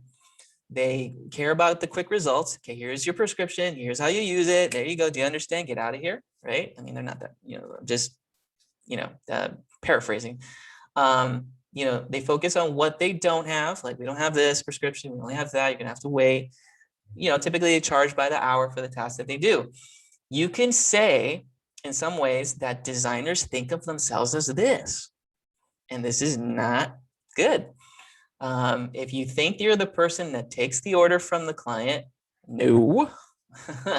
If you think it's about quick results, it can be, but that's worth a lot of money because you spent years trying to be fast and effective. You're really effective and excellent. That's worth a lot of money. I don't have this, I don't have that, it does. Hey, I am a logo designer. I am a graphic artist that focuses on websites. This is what my strength is. This is what I do. This is how much I charge. And it's a lot. And if you have more, and you have a lot of abilities, hey, God bless you, do more, right? Charge more, tell them that you're a multifaceted designer and charge a lot for everything, right? And and of course, they charge by the hour, and this is where I come in. If you say you have to charge by the hour, you're crazy. And people always say, what? What are you talking about? Hourly pay is nuts. It's crazy. Don't do it. Okay. Why? Why does hourly pay suck? Well, it's a race to zero, right? If you charge somebody by the hour, they always will try to undercharge you or try to get a discount. They will, if it's by the hour, they micromanage. Like, hey, can you do this real quick? How many hours left? Are you taking too much time? It turns into this micromanaging thing, which is never good. They're trying to save money, so they're rushing, and they try to tell you things or give you orders instead of working collaboratively, right? So they're worried about that hourly and getting it done, and being in a society that's all about like time and getting things quick. They kind of look at you as like the servant almost, and compared to others by cost instead of trust. Like they could just say, well, I know somebody that can do it for less, or I know someone that can do it for free.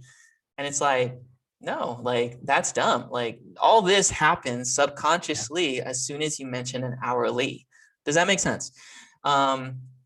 You may have sensed it. You may have come to realize one of these things, but at some point you realize like, damn, this is not cool. Like this is not where it's at. So we're going to do a little exercise and kind of get some engagement going, but we're going to experiment on how much you should charge on a project. Okay. I'm going to give you this link. Okay. It's called thenewschool.com. So I'll put it in the chat so we can kind of do this exercise, but this is the how much should I charge exercise. Okay. We'll do it together, but let's set it up here and let's get some engagement going and see where it goes. Jolene, can you hear me? You don't have to turn on your camera, but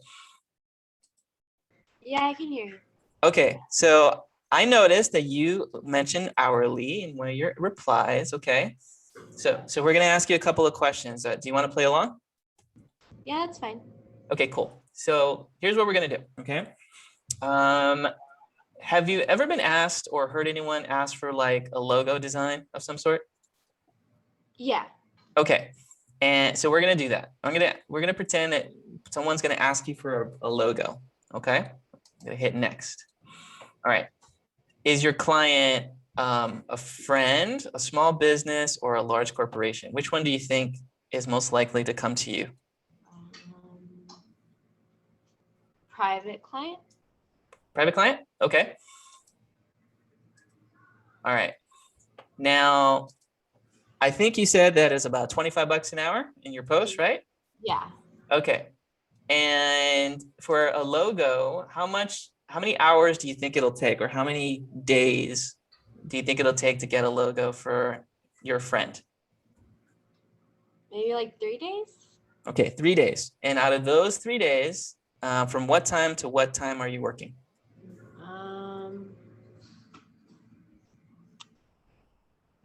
Let's say 1 to 4. So 1 to 4, that's 3 hours, right? So 3 times 3 days is 9 hours. I think my math's correct there. Okay. Okay. So now, is this project interesting? Is it boring? Meh. Awesome? Or a dream project? Where would you think it would be? Probably the meh. Okay, at least you're being honest. Okay, it's meh for my friend. Okay. All right, and then after the project, are you gonna hate yourself a little? Nothing will change. Will it look good on your portfolio, or will your life change or might change? It will look good on my portfolio. Cool. All right, optimism is the way to go. You should charge $405 for that job. Okay.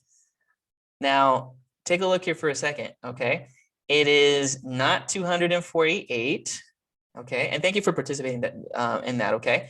But you should charge $405. Okay. And let's kind of talk about that for a second. Okay. On the cost. And it's a little bit closer here, but that's how much you should charge. Okay. And for anyone else that does the calculation, go ahead and give it a go and enter your numbers if you want to. I want to see what everyone else gets. So could everyone kind of do that exercise really quick? And when you're done, can you tell me that you're done? And then we'll talk a little bit as to why the price came out the way it did. And we'll set you up right there.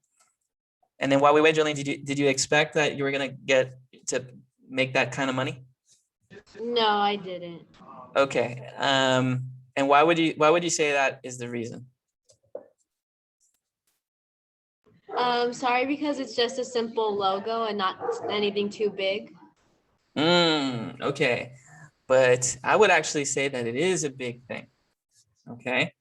And we'll take a look in just a second of why, because even though you might think it's not a big thing to you, it's a big thing to your friend because they're asking you, right?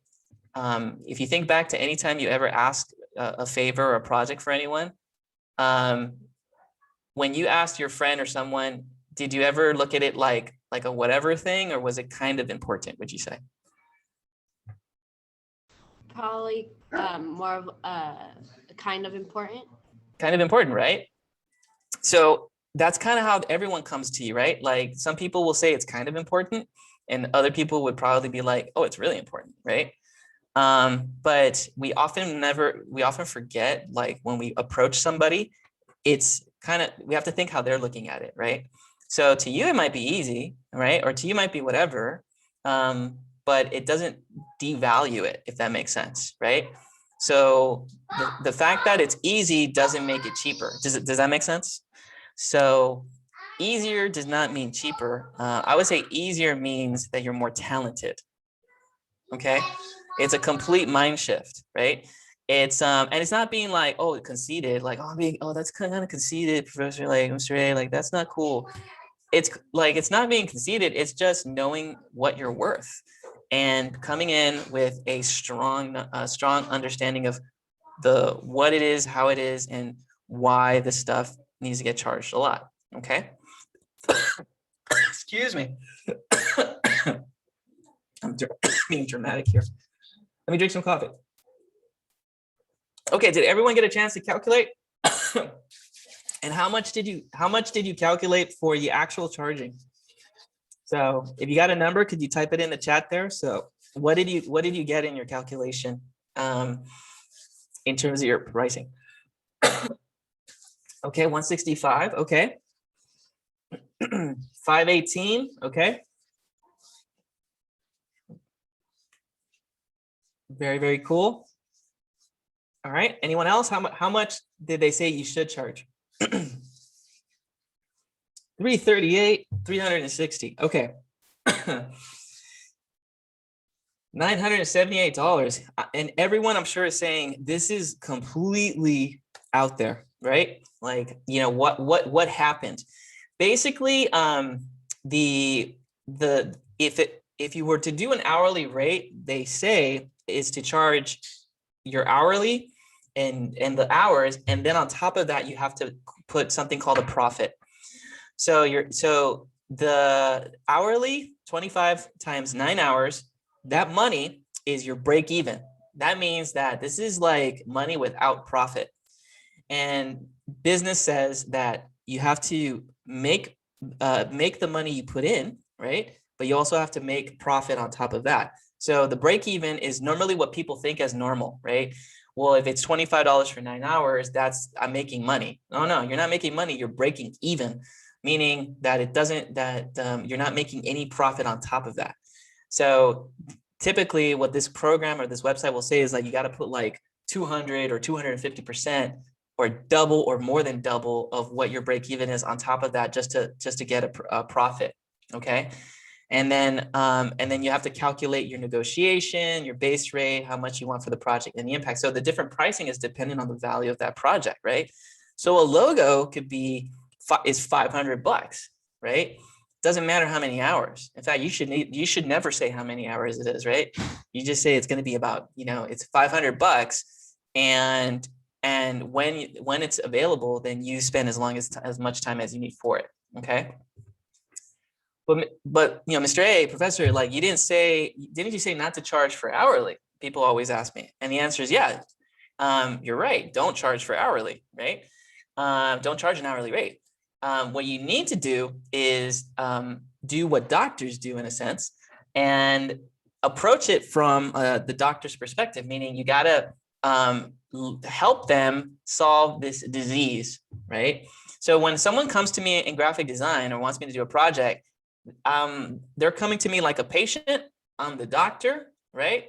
And they're basically saying to you in some way, shape, or form that I'm losing money, or I'm not making money because I don't have a logo to kind of show to people, so I can't get people's attention. So I have a problem with making money, or really people that have a problem making money are truly losing money because they're not making it. And it's a disease. And so they come to me and they say, or they come to you and they say, I need your help, doc. And you're just like, and have some fun with it. It's like, oh, you want to come? So you're coming to the doctor, huh? Dr. Design? Yeah. And immediately they're going to be like, what are you talking about? Well, hey, if I'm your doctor, I'm going to look for your problem. And really, I'm going to help you find the cause, right? And I'm going to prescribe you something, and you're going to pay me for that. And you can joke it, you can put a little price, you could put a little laugh at the end, but you got to come in like, the boss, right? And the idea here is that these are essentially the 4 steps. Okay, if I had to break it down and get practical.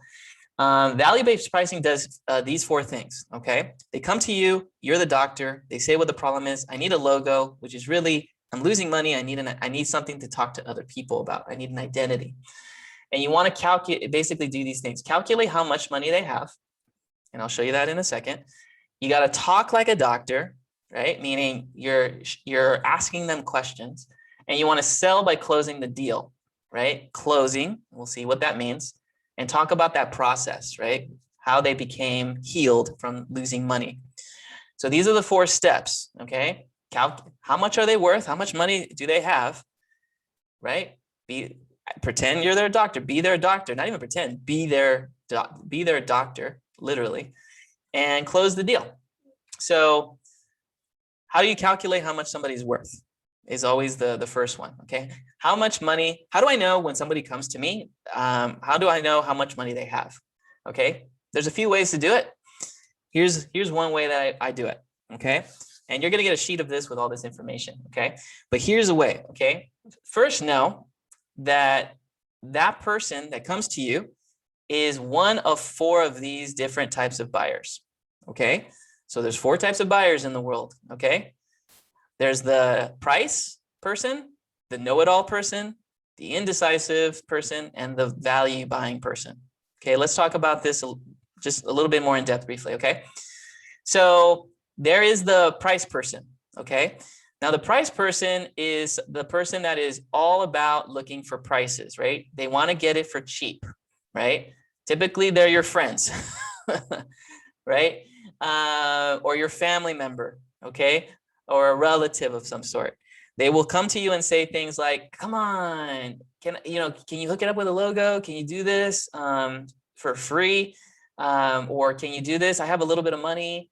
And you say, no, this is about, $500, let's just say.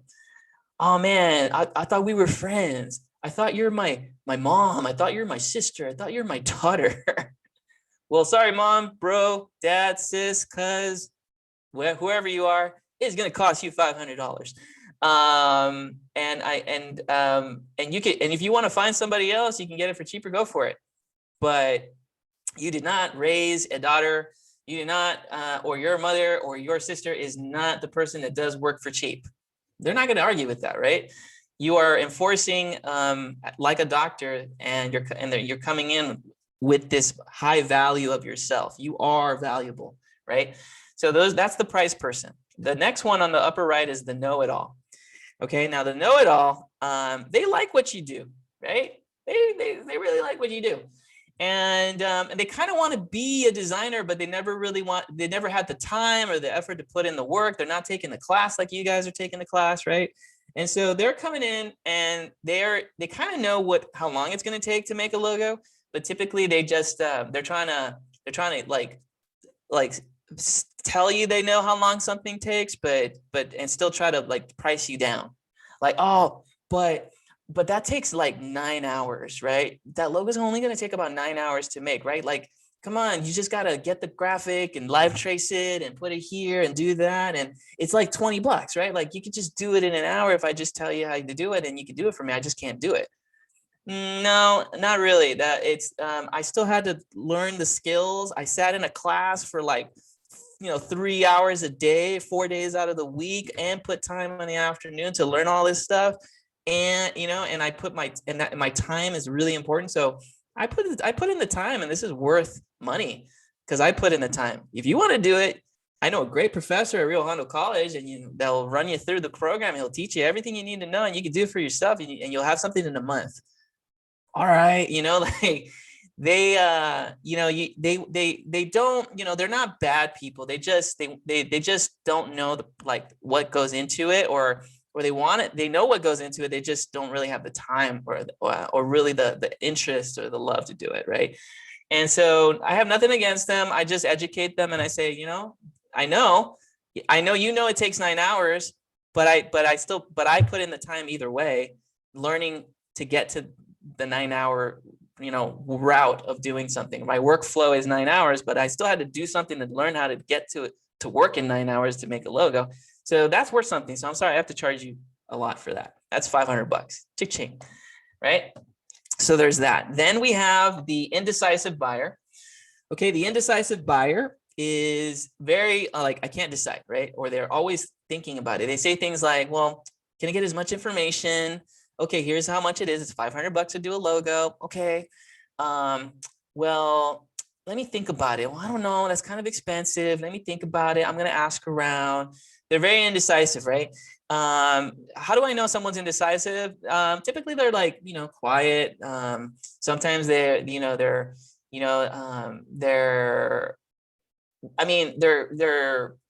when you ask them questions, they're not sure of the response, right? They're typically coming in just kind of learning, and sometimes they're just trying to figure things out. Like, nothing bad about them. It's just a personality thing. They're just indecisive, and I get it. They want to try to find the lowest price possible, and you can help them get to that, right? You don't have to necessarily just say that's it and walk away. You can be kind and say, you know what, why would you go with the most expensive person? This is how much I charge, is $500. Now, you know what, I know you're asking me questions. I want to help you. But if you feel like this is too expensive, I totally understand. I know someone, or I know a website you can go to, 99 Designs, whatever, and they charge you $99 to do a similar project. And you do it on the internet, and this is how it goes, and this is how these people make money, right? If you want, I can give you the website, or I can give you the name, and I just want to help you. And in the end, they'll appreciate you.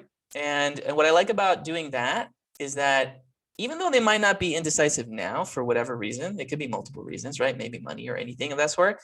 You never know. They might just come back with a lot of money or with a significant amount of money, and they might actually hire you for something else.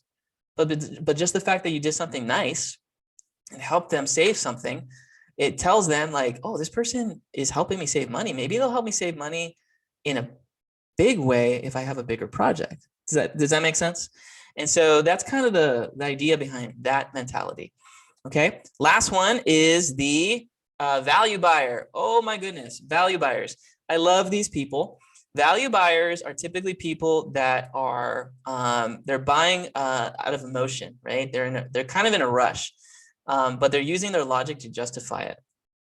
Okay, so they, in this situation, a value buyer would be like somebody that comes in and they say, okay, I need a logo. Okay, it's really important. Now I need it really quickly. I get that, but it's not for me, or it's for somebody else. Excuse me, it's for somebody else, or it's somebody that maybe needs this project, or I have something here, but I need that in order to get to here. So I need your help. Okay, it's $500 for that. Okay. And I'm going to have it when? Oh, you'll have it, by the end of the week, but it's going to cost $500. And here's the reasons why it's going to work. We're going to do this. We're going to do that. We're going to do this. Okay. And okay, well, I like that. I like where you're going. I'm kind of in a rush. Okay. And when is it going to be done? It's going to be done by this time. Okay, can we make sure it's done? Yeah, I'll help you out with this. It feels kind of like a collaboration. It flows. And in the end, they're going to be like, okay, I'll buy. Okay, I get it. I understand. I totally, fully understand why it costs so much. And I get it. And I see your world. Let's go for it. I love these buyers because they understand a couple of things. One, they know that nothing is cheap. Nothing is free. They understand that people are worth the money that they are, right? That they put effort. And normally when they find you, they put in the work to find someone that is good because they want someone that's good. So in this situation, it helps to be the best. It helps to put in the time. It helps to be good. It's eventually you'll find them. The trick is that you got to get through all the other three knuckleheads to get to the value buyer, right? So, so it takes time to find the right one, but it's worth it. Okay. So ladies, I'm sure you know this from just dating guys, right? There's a lot of weird guys out there. I mean, I'm sure there's a correlation with the types of buyers versus the types of guys that you date. I'm sure the best guy you date is the value buyer. It's like, you know what, you're worth it. You're great. You're amazing. Oh my God, let's just go on this trip. You're just, charge me anything. I love her. Just do it. Like I try to do that with my wife, like go big or, let's go big on that vacation, babe. Like, let's do this, go home. Right. And then my wife will come in and be like, well, I don't know, this and that. It's like, hey, I'm the value buyer. Let me do this, let me do this for you. And so it's an interesting, it's definitely different. It's rare in some instances, but if you got a value buyer, then go for it. Right. So, let that be a little radar as well for everyone, right? Like, it's definitely, that's how you kind of want to approach it. Okay. Does that make sense in terms of the 4 types of buyers? Okay. Question: which one are you guys? Okay. Are you a price buyer? Are you a know-it-all? Are you indecisive, or are you a value buyer? Okay. Go ahead and type it in the chat and let me know, like, which one are you? Okay. Which one would you define yourself as? Okay. Take a couple seconds there.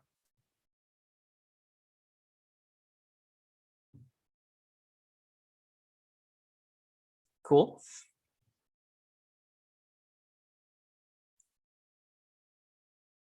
Okay. All right.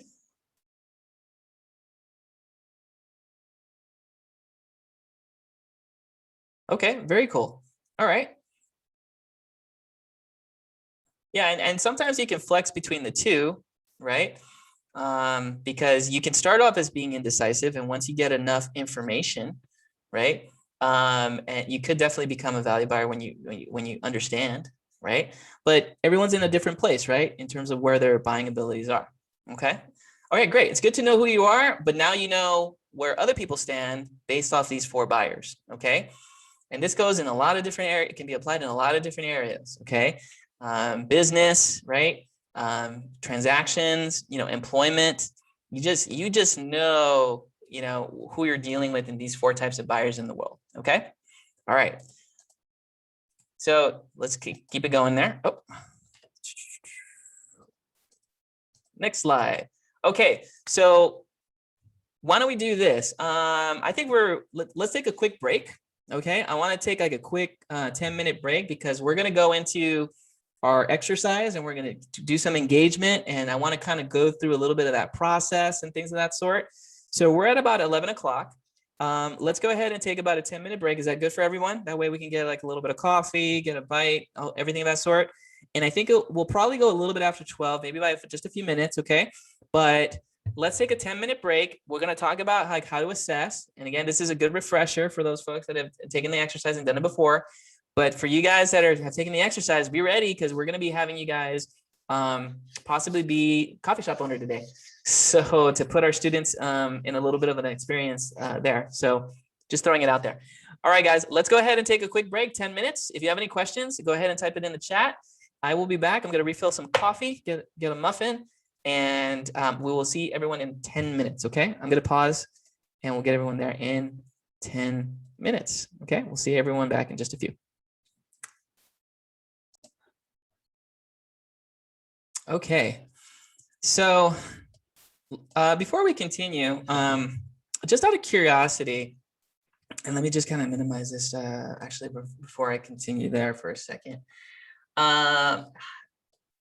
For the my students that have taken the exercise before, has anyone received or had an opportunity to kind of like a little bit negotiate outside, or had anyone like come to them and ask them questions? I'm really curious to know if you've been approached or had an opportunity to kind of flex the pricing and it's had an interesting like impact. Has anyone out there, by just like a thumbs up, had any type of interaction, small or large, on like just a potential, like you replied differently when it came to like someone making a request for any work or any type of or even taking the class, if they said like, oh, you know, how much do they charge, or how much would you charge, or something of that sort? Anyone out there?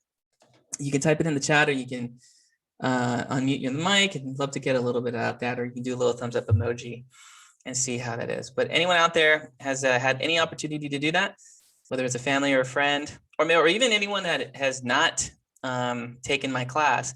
Have you been ever approached to do a project and they asked you, hey, well, how much does it cost, or how much is this worth? Or anyone out there that's had any type of opportunity or presented to them and you just kind of froze and you just didn't know what to charge? There's even that scenario out there. Okay. Oh, no one? So everyone's pretty new to it? Okay, well, we live in an online world, so okay, well, let's talk a little bit about what happens if someone were to approach you and talk a little bit about the money aspect of it. Okay, so let's go ahead and jump in, and then we'll find out a little bit more. Okay, all right. So coffee shop owner exercise, very, very cool exercise. But we were saying before is like, how do I know? And let me go back here a little bit. If I go to all types of buyers, right? And just going back to this slide, number one, how do I know how much somebody is worth? How do I calculate how much money that they have? Well, here's a quick little scenario, okay? And it's a coffee shop owner, and it's called a value-based exercise. It's a coffee shop exercise, I call it. But basically what this is what I basically do when I want to determine if somebody's like of value or how much they're worth is that I really just look at the place of business, whether in person or online. Sometimes you could see it. Online can be a little tricky, but in person or actual businesses can actually be makes a lot of sense. So, for example, so let's just say, you know, someone called you and they're a coffee shop business, right? And this person, it goes by the name of Victor, right? So Victor has a small coffee shop here in Whittier, and his business is experiencing a decline in sales because of the new Starbucks that opened around the corner or the next block. He finds out from a friend that her relative, you are a graphic designer or a graphic design major in college and wants to hire you to design an advertisement for Instagram. How much do you charge? Okay. How much would you charge for this situation is ultimately the question. The first thing I would do in this is that if I were to go to this coffee shop, which is represented by the picture, what I do is that I look at the cost or how much things are worth in the building, if that makes sense. So I literally scan the value of the business and how much that business is worth. Okay. So for example, if it's a coffee shop and they give me an address and I go to the coffee shop, I should know immediately how much something is worth based on the amount of money that they get coming in. Okay, so that's the first thing. I look and I say, wow, okay, so Victor has a shop. I know if I look in Whittier that the rent here is worth so much per month. Here's a question. Does anyone know how much a business pays, whether in this city or any other city, but does anyone know what the average cost of rent is for a business? Let's say, you know, a small coffee shop or a space that's big enough for a small coffee shop. But does anyone know, whether in Whittier or another city, what is the average cost of rent just for the space for the building? How much money do you think that they're paying in rent? Go ahead and type it in the chat if you have an idea. But how much do you think that is worth? Okay. What's the rent in California cost for a place of business?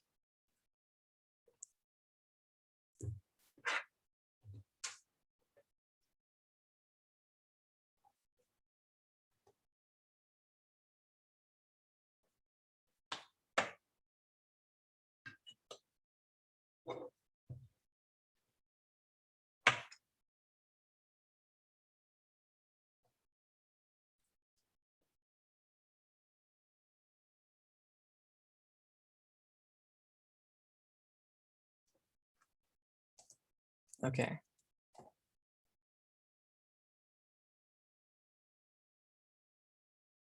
So anyone out there? So what would be the average cost of rent? What would you say it would be?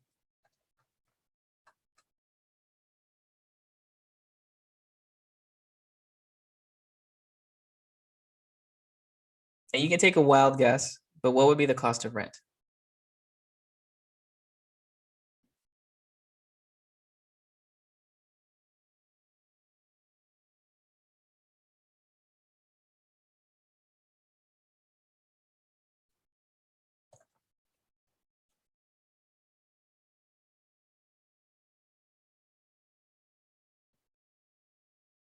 Okay, so 1 to 2,000, Geo says. Okay, anyone else? What would be the average cost?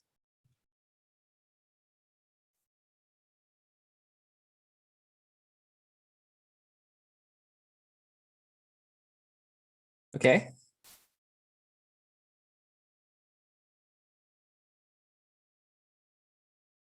Okay, so 2,000, 2K on the rent, 1,500.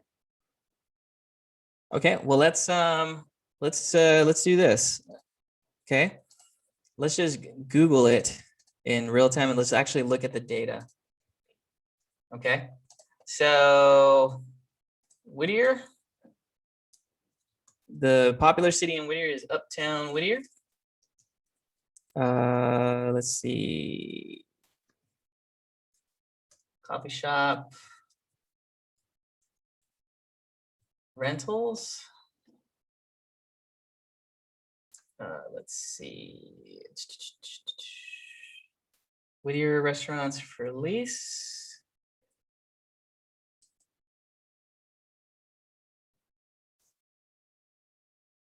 So let's see what a lease would cost for restaurants in the city of Whittier.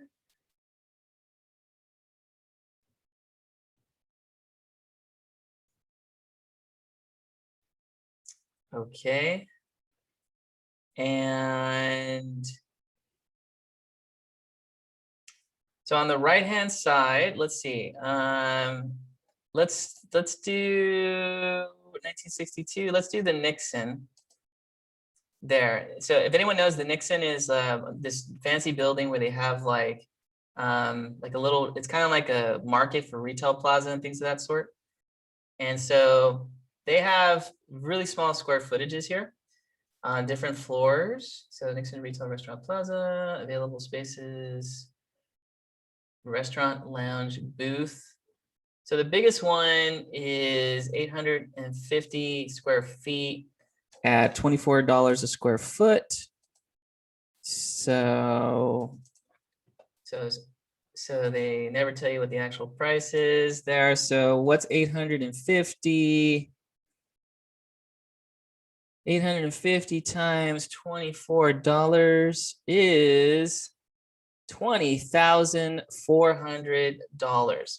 So square foot per year divided by 12 is 1,700 roughly per month to set it up. Now that's a booth, right?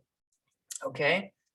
But we're talking about an actual like building in and of itself, the one that Victor has, right? So if we go a little bit deeper, maybe it's one of these like older retail shops, which is like literally like a legit space. If I go to the lease, then it's 1,500 square feet. Okay, so that's kind of like the size of a small apartment or a little bit like a 2-bedroom roughly. So that's a pretty big area. $24,000 there per year divided by about 2,000 on the rent. Okay, so about $2,000 on the rent is roughly on something of that space. So we'll probably say that there. Okay, so it's about 2,000 a month on the rent. Okay, and let's just say that as we're calculating this out, going back to the presentation, it's about $2,000 on the of the rent that normally gets paid out. Okay, so that's that. How much in terms of the space? Now, if you look at just the coffee shop as well, that's how much he's spending just for that space. Let's just say. Now, if we look at the machines and the employee and the employees, let's say there's an employee that's working there with him, and they're also working. That also costs money as well. So, if he's paying for the employees, he's paying for this space and everything of that sort, how much money do you think then, just to pay for rent, just to pay for an employee, and then electricity and power, how much do you think Victor's paying per month, just for paying someone to work there, the rent, electricity, gas? Like, what would you say he has to pay per month for everything? Okay, we said the rent was one, but how much on top of the rent do you think he needs to pay per month for the employee and everyone, just so that he can break even? Okay, how much do you think that would be? In other words, how much money does Victor have to make every month just to pay the bills? Okay, what number do you think that might be? Go ahead and type that in and let us know what number do you think that might be.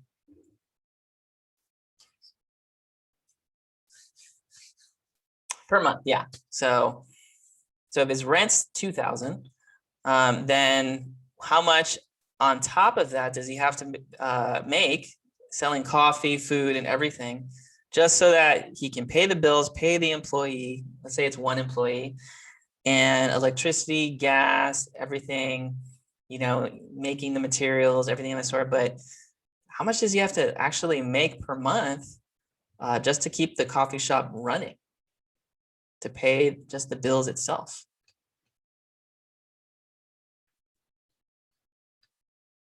Okay, so, okay. Okay, reasonable numbers. I would say you guys are about right. According to coffeeshopstartups.com, coffee shop owners can generate anywhere between $5,000 to $20,000 of income per month. Okay, that's a lot of money for a coffee shop, right? But yet someone comes to you and asks you to do a logo and you want to charge them $500. I don't know. Seems like Victor can afford, 2 or 3 logos at one time, right? And because he has to make at least $5,000 to $20,000. That's how I calculate people out. And that's how you guys should do it too. Anytime someone comes to you and asks for a project, you want to analyze their business, whether it's a small business, whether it's a starting business. You want to analyze immediately how much that person is worth. And you could do that by doing some quick research in regards to the value. So when I look at a business, or any business person looks at any other business, they can immediately calculate how much money the company is making based off the stuff that's in the building or the people working in the building, right? If you're ever getting a job and it's a small business and you want to know how much the company is making, let's say you're going to work in a small business, being a graphic designer, selling, I don't know, a dental parts company. If there's 10 employees in the whole company, right, then you can technically calculate that at minimum wage, what's the minimum wage, like $15 now? The minimum wage every month, basically like the money that's required to pay somebody per year is like what, $30,000 to $40,000 a year. And with 10 employees, even if they were paying everybody, $40,000, which is dirt cheap, and there's 10 employees in the company, and not even the owner, right, that pays him or herself, I mean, that's like $500,000 up to $1 million of profit. More likely a minimum of, 700, 600, or $1 million have to come through just by the calculation. So it's about $500,000 just to pay the employees. I can tell immediately how much somebody is worth based on who's working in there, how much they're paying, and how much everything is set. So if I had to calculate this out on paper, on screen, Victor is probably paying rent. We said 2,000, right? So we'll just kind of calculate that. We'll just say it's about 4,000. Actually, let me change that. And he is making roughly 2,000. Let's just say it's $2,000. So that and let's just say that he is paying an employee $12 an hour. Okay, $12 an hour. And that person works from, opening till closing, like 8 hours a day. $12 per hour times 40 hours per week. That's basically, 9 to 5, let's say 8 times 5 days, Monday, Tuesday, Wednesday, Thursday, Friday. That equals $480 a week. Now, $480 a week in 1 month, right? 4 weeks in a month is 480 times 4 weeks in a month. That means that he is probably paying $2,000 for that employee to work there, right? And not only that, Victor is probably selling coffee for about $5 each. And if he has a healthy number of customers, right? Let's say he has 100 customers in a month, 100 customers divided by 30 days, that's like 3 customers per day in like an 8 or 10 hour day, right? At $5 a cup. You can literally calculate, if I had to bring this down, is that Victor's making anywhere between $6,000, right, to $8,000 a month just by having that business in operation. Okay, so I know in 1 month Victor's making $6,000 to $8,000 just by scoping out his business. So the question is how much do I charge Victor? The answer: you charge 10 to 20% of what he makes per month or per year. Does that make sense? So what is $6,000? Let's say 6,000, okay, times 20%. Okay, let's just go the high end, right? Because you're starting out. What's $6,000 times 20%? Okay. Or $10,000 or anything of that sort, okay? That is literally, in terms of dollars, about $1,200. You should be charging Victor $1,200 for that logo project or for that advertisement on Instagram. Does that kind of make sense?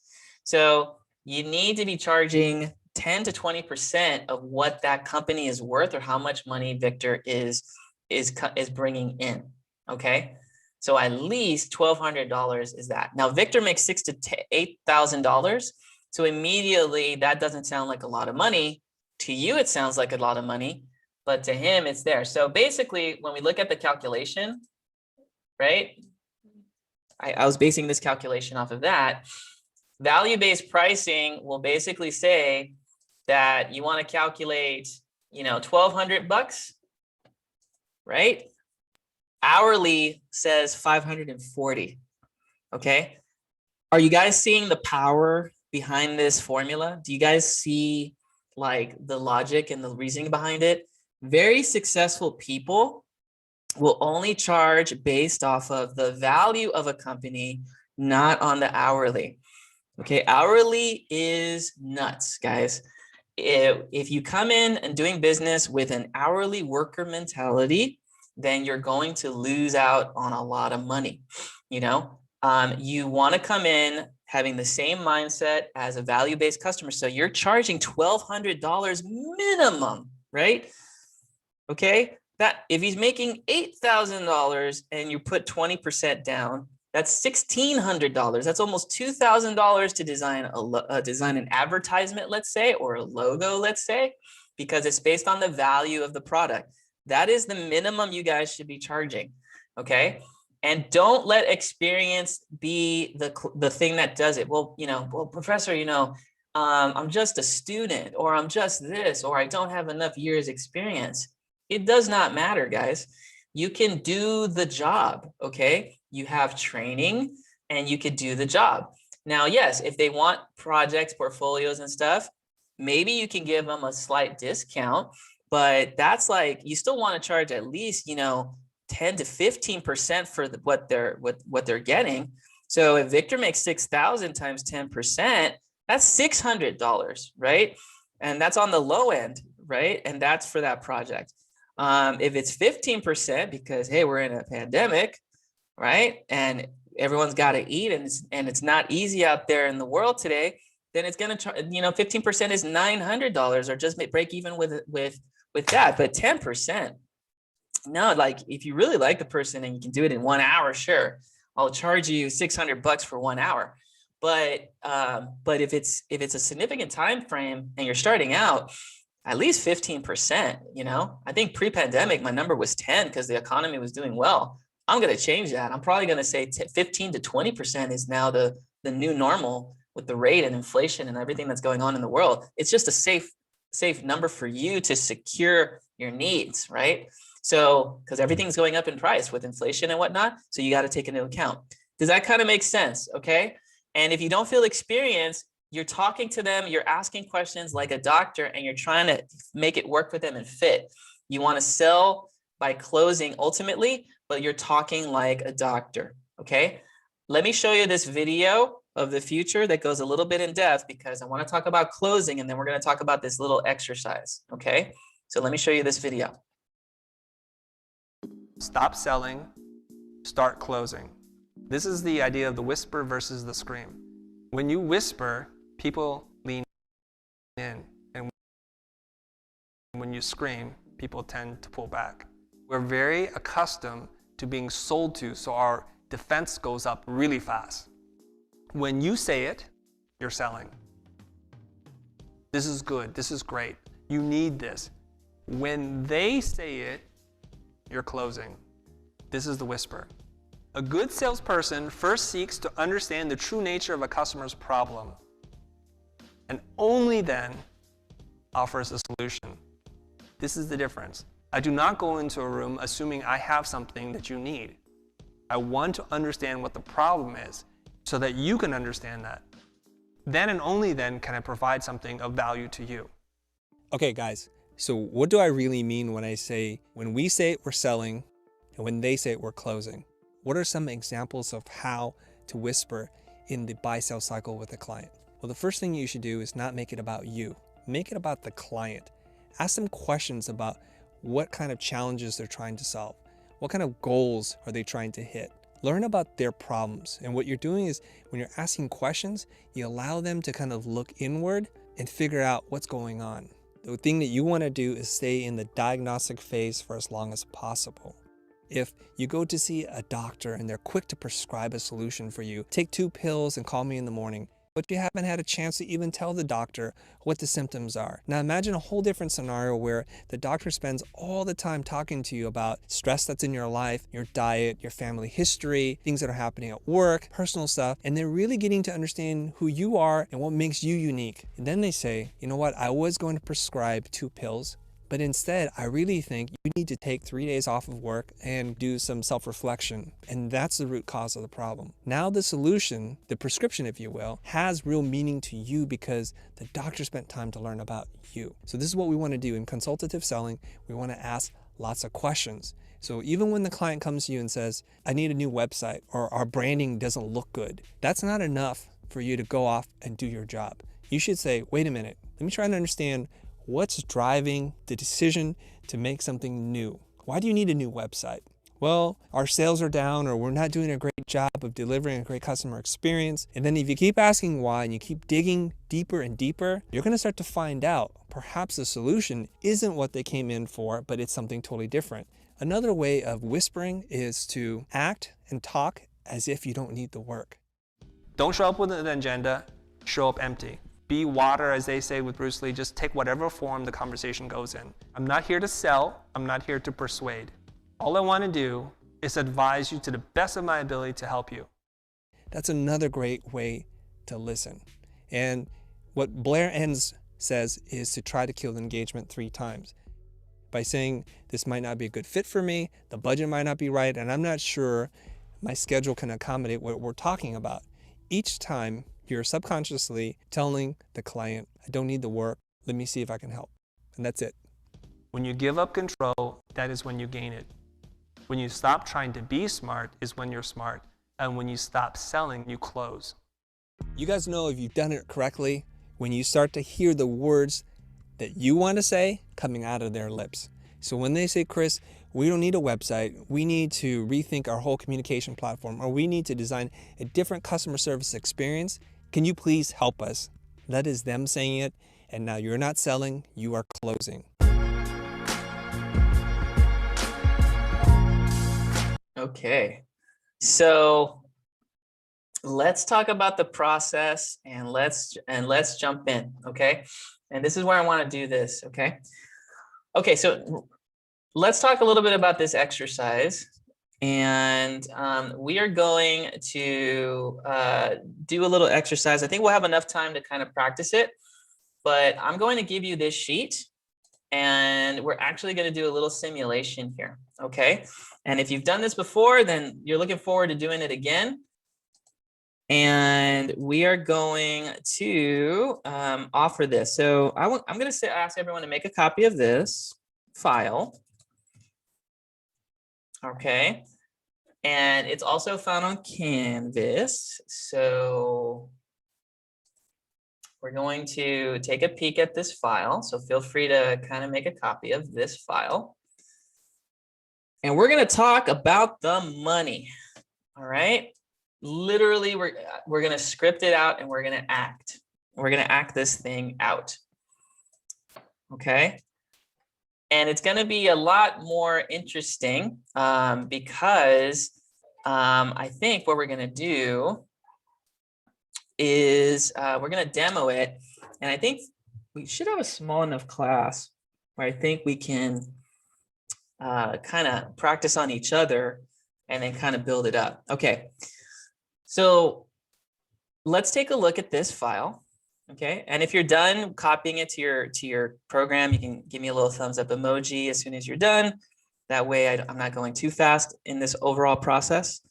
But when you're done, you can give me a thumbs up and let me know, or you can type in I'm done copying or I'm done.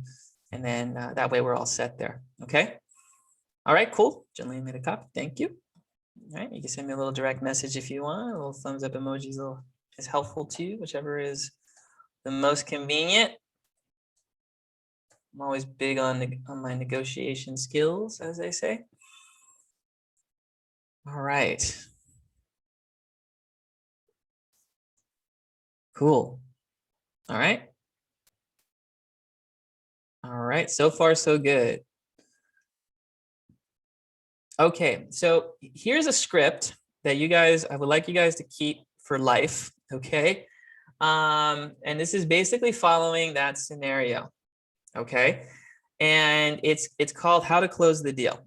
Okay, now there's books on the topic, and I think Chris mentioned it, is How to Win Without Pitching Manifesto is a great book too, and you can even find that I think on Amazon.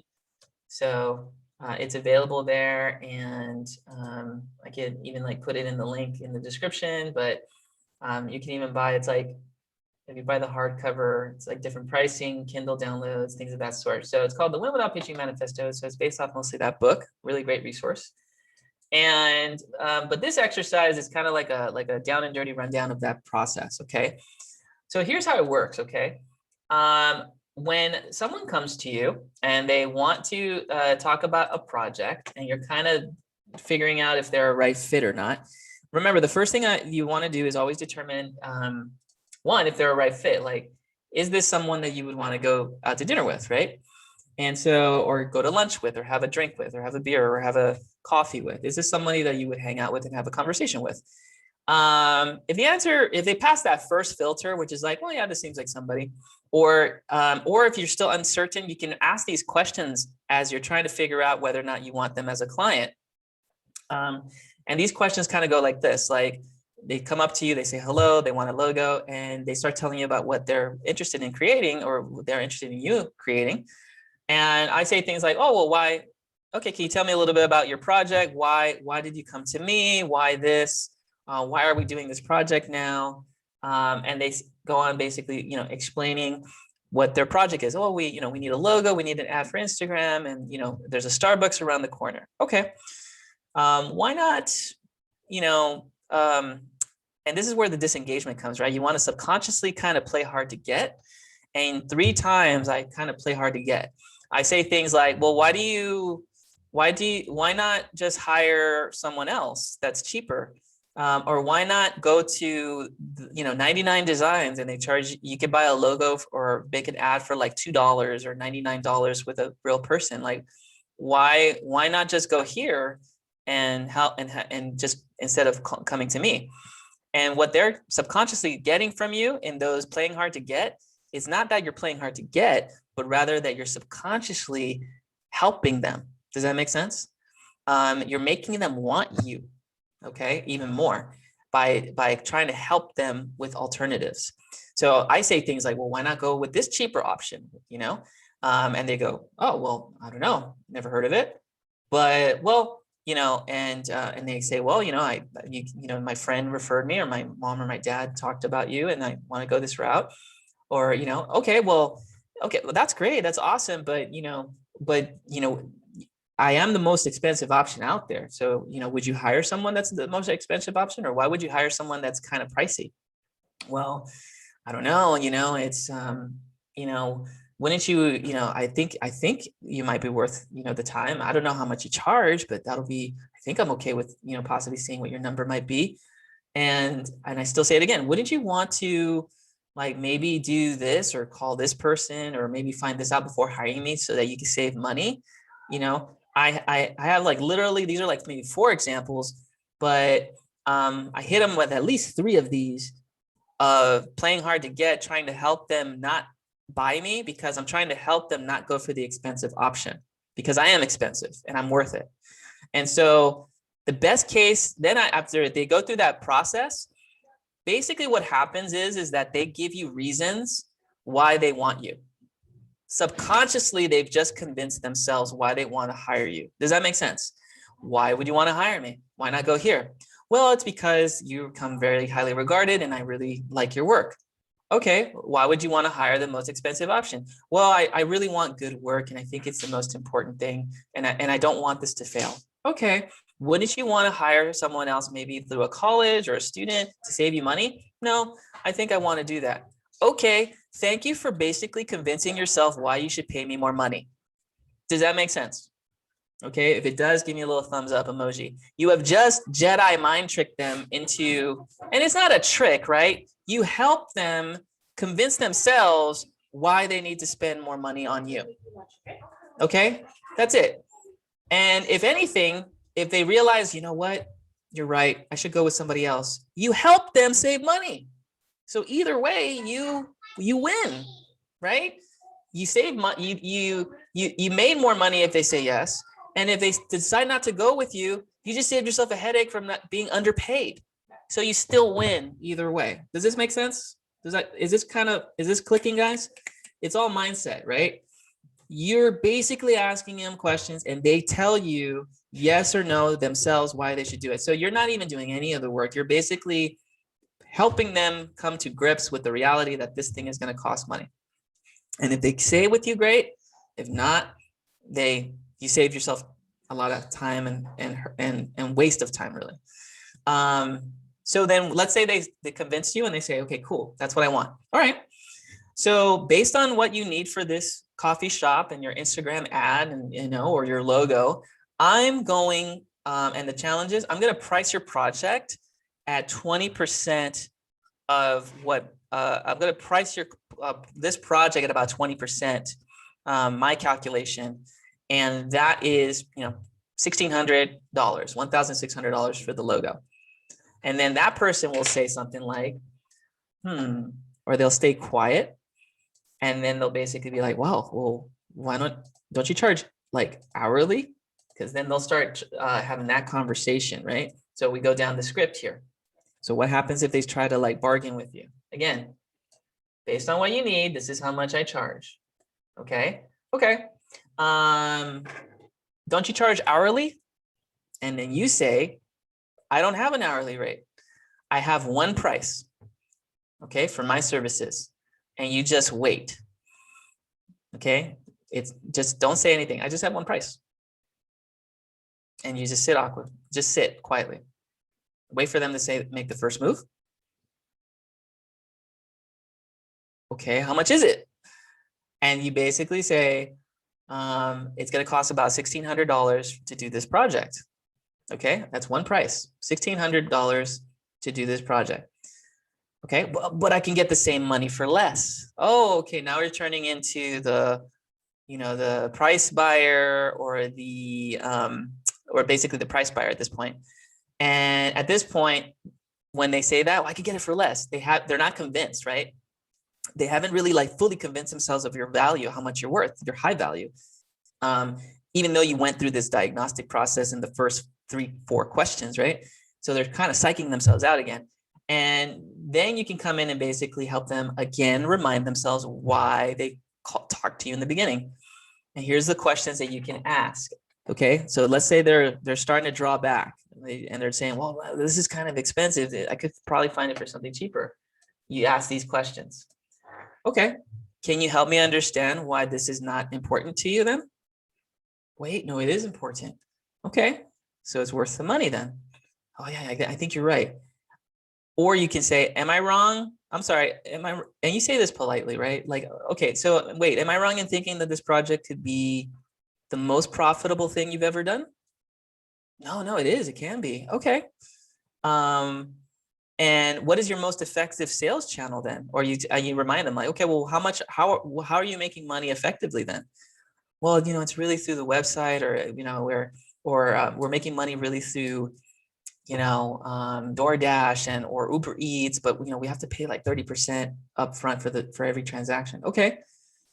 When they start answering those questions, right? And they still do not see the value, right? Because these are questions to help them, again, remind themselves why you're worth the money.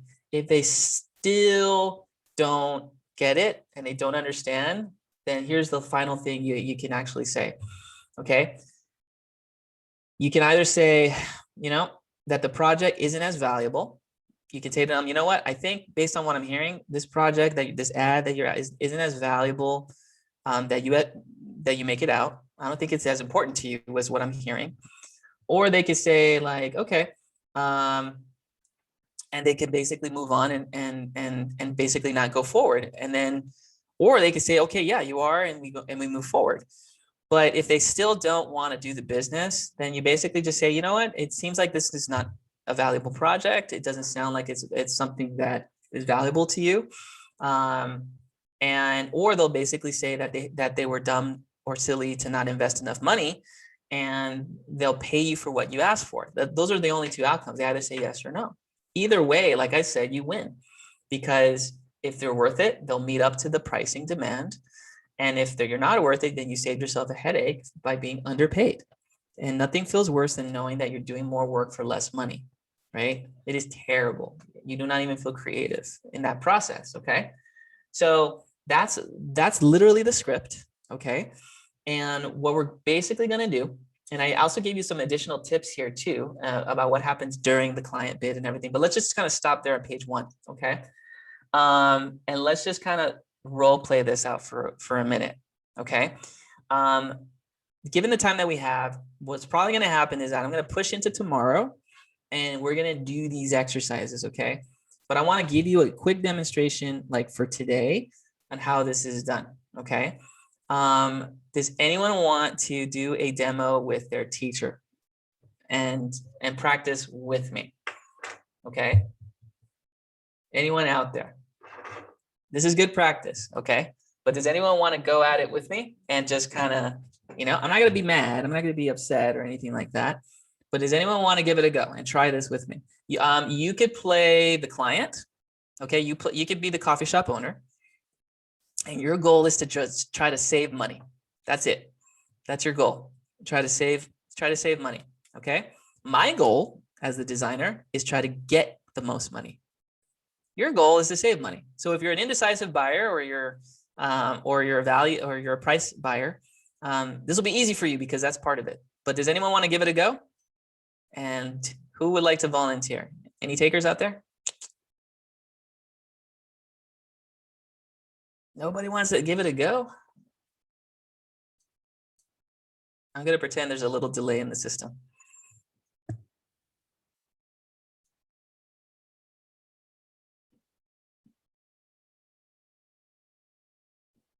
Nobody.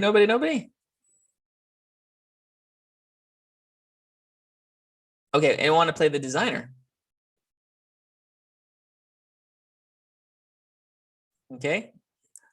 Does anyone want to do the design role and you play the designer? You can practice on charging me more and I'll be the coffee shop owner. Okay, I'll play Victor. I'll be the nice coffee shop owner. Anyone out there would like to volunteer?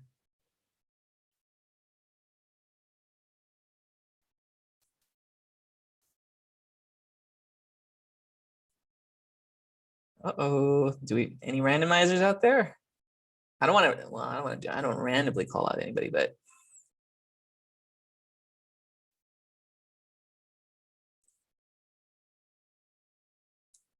I can feel the anxiousness there. Okay, how about this? Gio, I hate to do that, put you on the spot, but I think you could do this, Gio. You want to give it a go, man?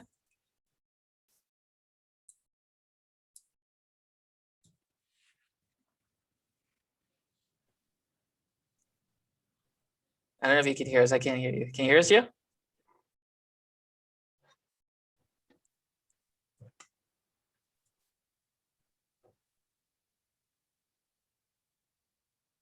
So Gio, any luck? Okay, Gio's mic's not working there. Okay. No, I cannot, unless someone else can hear you, but I cannot hear you. Can anyone else hear Gio? Okay, so no, we can't hear you. Okay. Let's see. Okay, I apologize. Francesca, are you up for the challenge? Do you want to give it a go? Sure, I'll give it a try. Okay, so I'll give you an option. Do you want to be coffee shop owner or do you want to be the designer? I'll be the designer. Okay. Why don't we make this relevant to like what you like to do? I'll pretend that I am hiring you for a fashion line. How about that? Okay. And so you could be, I'm basically like a clothing person. I manufacture clothing, right? But I'm going to basically try to hire you to develop like a small fashion line for me. Okay. Okay. So that way it's a little bit more relevant to your situation. Okay. Same format, everything the same, is just different name, different store, different product. Okay. But the same format still remains the same. Okay. Okay. I'll still be Victor and we'll go that route. Okay. Okay. Okay. So we walk into, your studio in, I don't know, in France or the UK, wherever you are. Where are we? Are we in the UK? Are we in France? Sure, the UK. The UK. Okay. I walked into your studio in the UK. I'm not gonna even talk with an English accent, but and I say, oh, Francesca, hello, good afternoon, good to see you. Thank you so much for. Good to see you. Thanks. Yeah. No. Thank you for meeting with me. I really appreciate it. Yes, I love your work. I think it's so great, and I am very excited to talk to you today about possibly having you design a small clothing line for a label that I'm in developing, that I would like to develop. Yeah, I'm super excited to work with you. Okay, very, very, very cool. So so basically what I'm trying to do is I would like to maybe develop like a sort of like a line of, I don't know, floral dresses, let's say. and like a floral dress that I want to, market in the US. Okay. And, I need an artist, I need a designer for some concepts. I have no idea how to go about this, but I really would like to understand a little bit about your work and see how much you would charge to develop a small line of just dresses for, I guess, for the fall of this year. Yeah. So actually, before we start, I just want to know a little bit about your background, and I just want to know why this? Like, why do you want to start this line? Oh, okay. Well, so the reason we want to start this is because, the company I work for, we had a small line, and basically that clothing line did not do very well during the pandemic. Most people were not really buying clothing, and if they were ordering on Amazon and online, and the needs were different, right? Like people were mostly indoors and at home, and so our spring line didn't do very well. We have a reason to believe that now that fall's coming around, that more people are going to go outside, and with global warming, it'll probably be warmer in some areas. So we'll probably need something for spring, but in the fall. So we kind of want something that's like fall focused, but still kind of like light for summer, if that makes sense. Okay, so you're focusing more on a summer line. Right. Yes, it's kind of like summer, but we want it to be for the fall. Okay. So I have to ask, why me? Why did you come to my developing fashion line company? Well, we see that you're definitely a very popular designer currently. We always like to keep up with new designers that are popular with our audience. We're trying to target like 20 something, early 20-year-old women with fashion and taste that have like an international, like to travel and go out and be in sort of an adventure type, but in their early 20s. And so we feel like you have that age, you have that understanding, and we just think that your designs are matched with the target of the audience we want to target. Okay, so why don't you go with like another designer who's more well known throughout like the community and maybe more international? Well, we did think about that, and then I know that we talked to a couple of people here and there, but really, as we were talking to them, they're very busy with their time, and we just feel like they don't really they don't seem to have an interest for what we want to do yet, because they're so busy with their own personal line and other things. So we just didn't know if it was a good fit based off of that, but we're hoping that your availability will help us. We're hoping that you might be available to do that job, though. Okay, so I just want to let you know that I come at a steep price, and I just wanted to know why you would hire a pretty expensive option when there's cheaper options out there. Well, that's a good question. I don't know how much you charge, but hopefully it falls within like the budget that we want. I mean, we're willing to talk about the budget and see what your fee might be for that. But you can let us know potentially and kind of go there. But what I can say is that I think we pay well. I think we pay what people are worth, and we do have some businesses in California, a number of different stores throughout California. So I think whatever your price will be, I think we might be able to match it. It just depends on what your budget might be for doing a project like this. Okay, and I have to ask, did you think that you did enough research before finding a designer to go through with this project?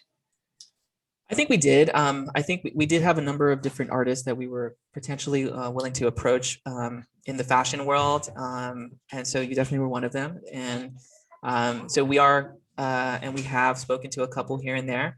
But we feel like maybe your look and your style might be a better match. So we are talking, and we have options in case you might not be available, but we are hoping that maybe it could be someone like you. Okay, so what is, in your view, what is the best case scenario or the outcome for this project? Well, if we're successful with this fashion line, I would say one, it does well, right? We actually connect with our audience again. We hope that we can sell at least, one or two, designs that are sort of like a all year round design. So we're hoping that might be the case, and we hope that maybe we can get some momentum on the line that could hopefully give you more business in the future if we have more success. So it's a little bit of a risk for us, but we're hoping that with your influence and your following, we know you have also people on Instagram that follow you. We hope that with your influence and your followers plus our influence, we might be able to like build a partnership where we actually can win together. Okay. So based on your needs and challenges, I can price your project, or the line, I should say, at 5,000. Okay. And so then and is there like a certain number of designs for that? Or do you have a limit in terms of for that? And could we possibly maybe even work out like an hourly fee as an option? I don't charge hourly. I would say for the design aspect, I would do about 10 designs for 5,000. And I have one price for my services, and I don't have an hourly rate. Okay. And for those 10 designs, how much time would you need in order to have them? Is there a certain number of days or weeks that you need in order to develop it?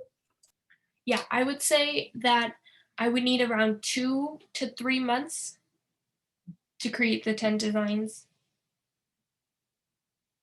Okay. Okay. Well, in 2 to 3 months, we might be in the fall.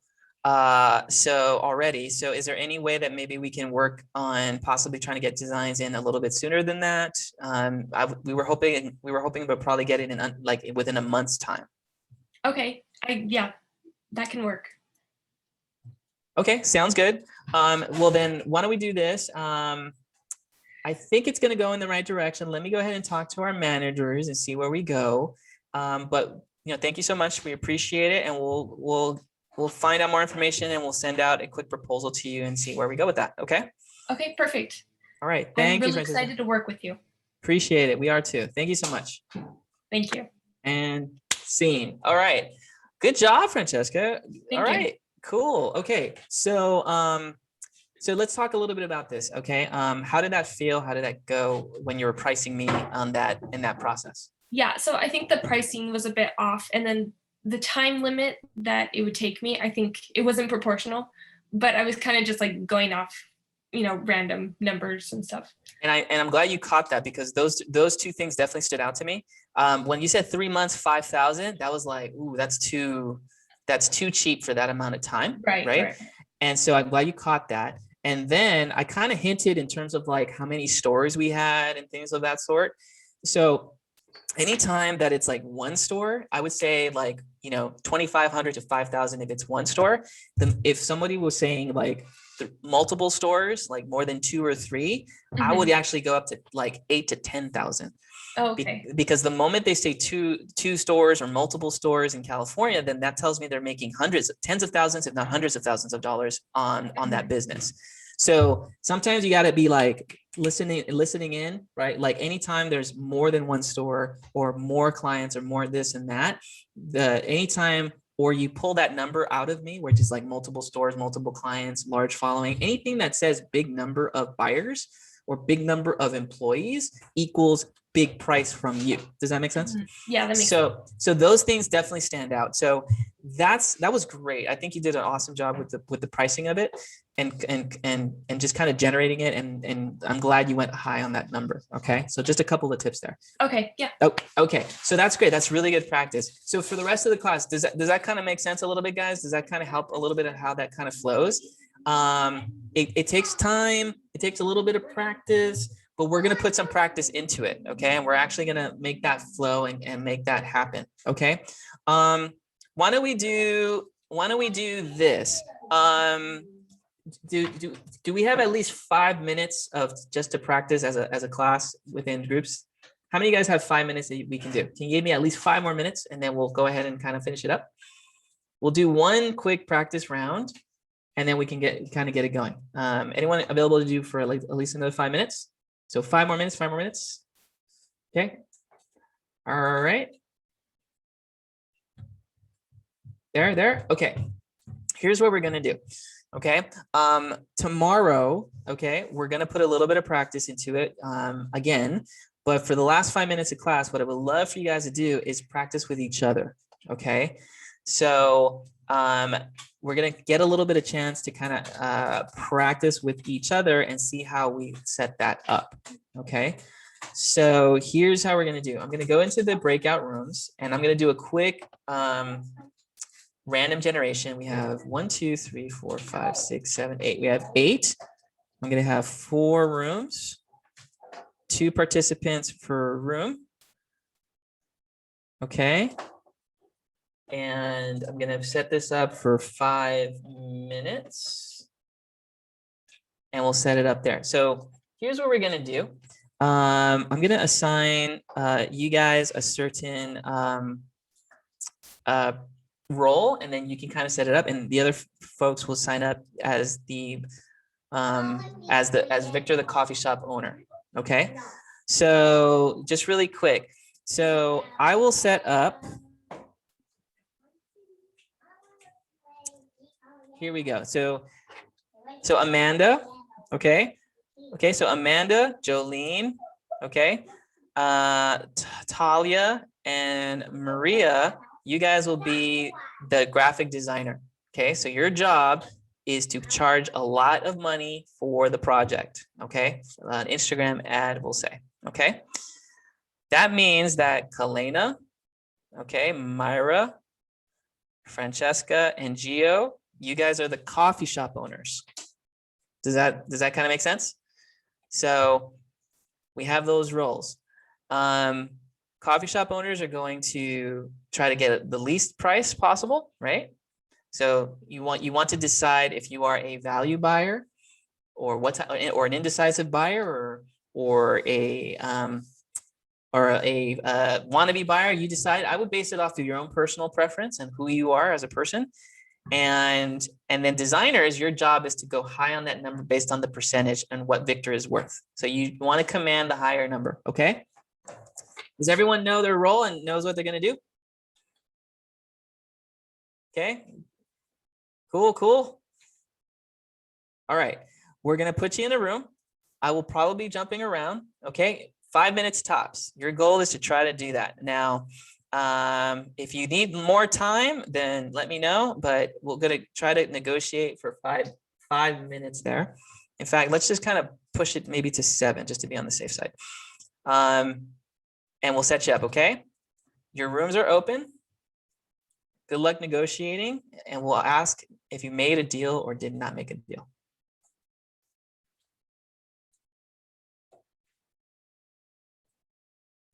Okay, and let me go ahead and push you folks also into the rooms if you didn't get a chance to go into your room.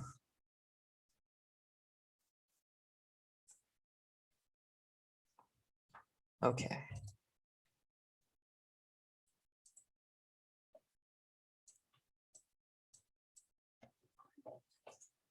Let's bring it up. Ready? 3. Okay. 2. 1.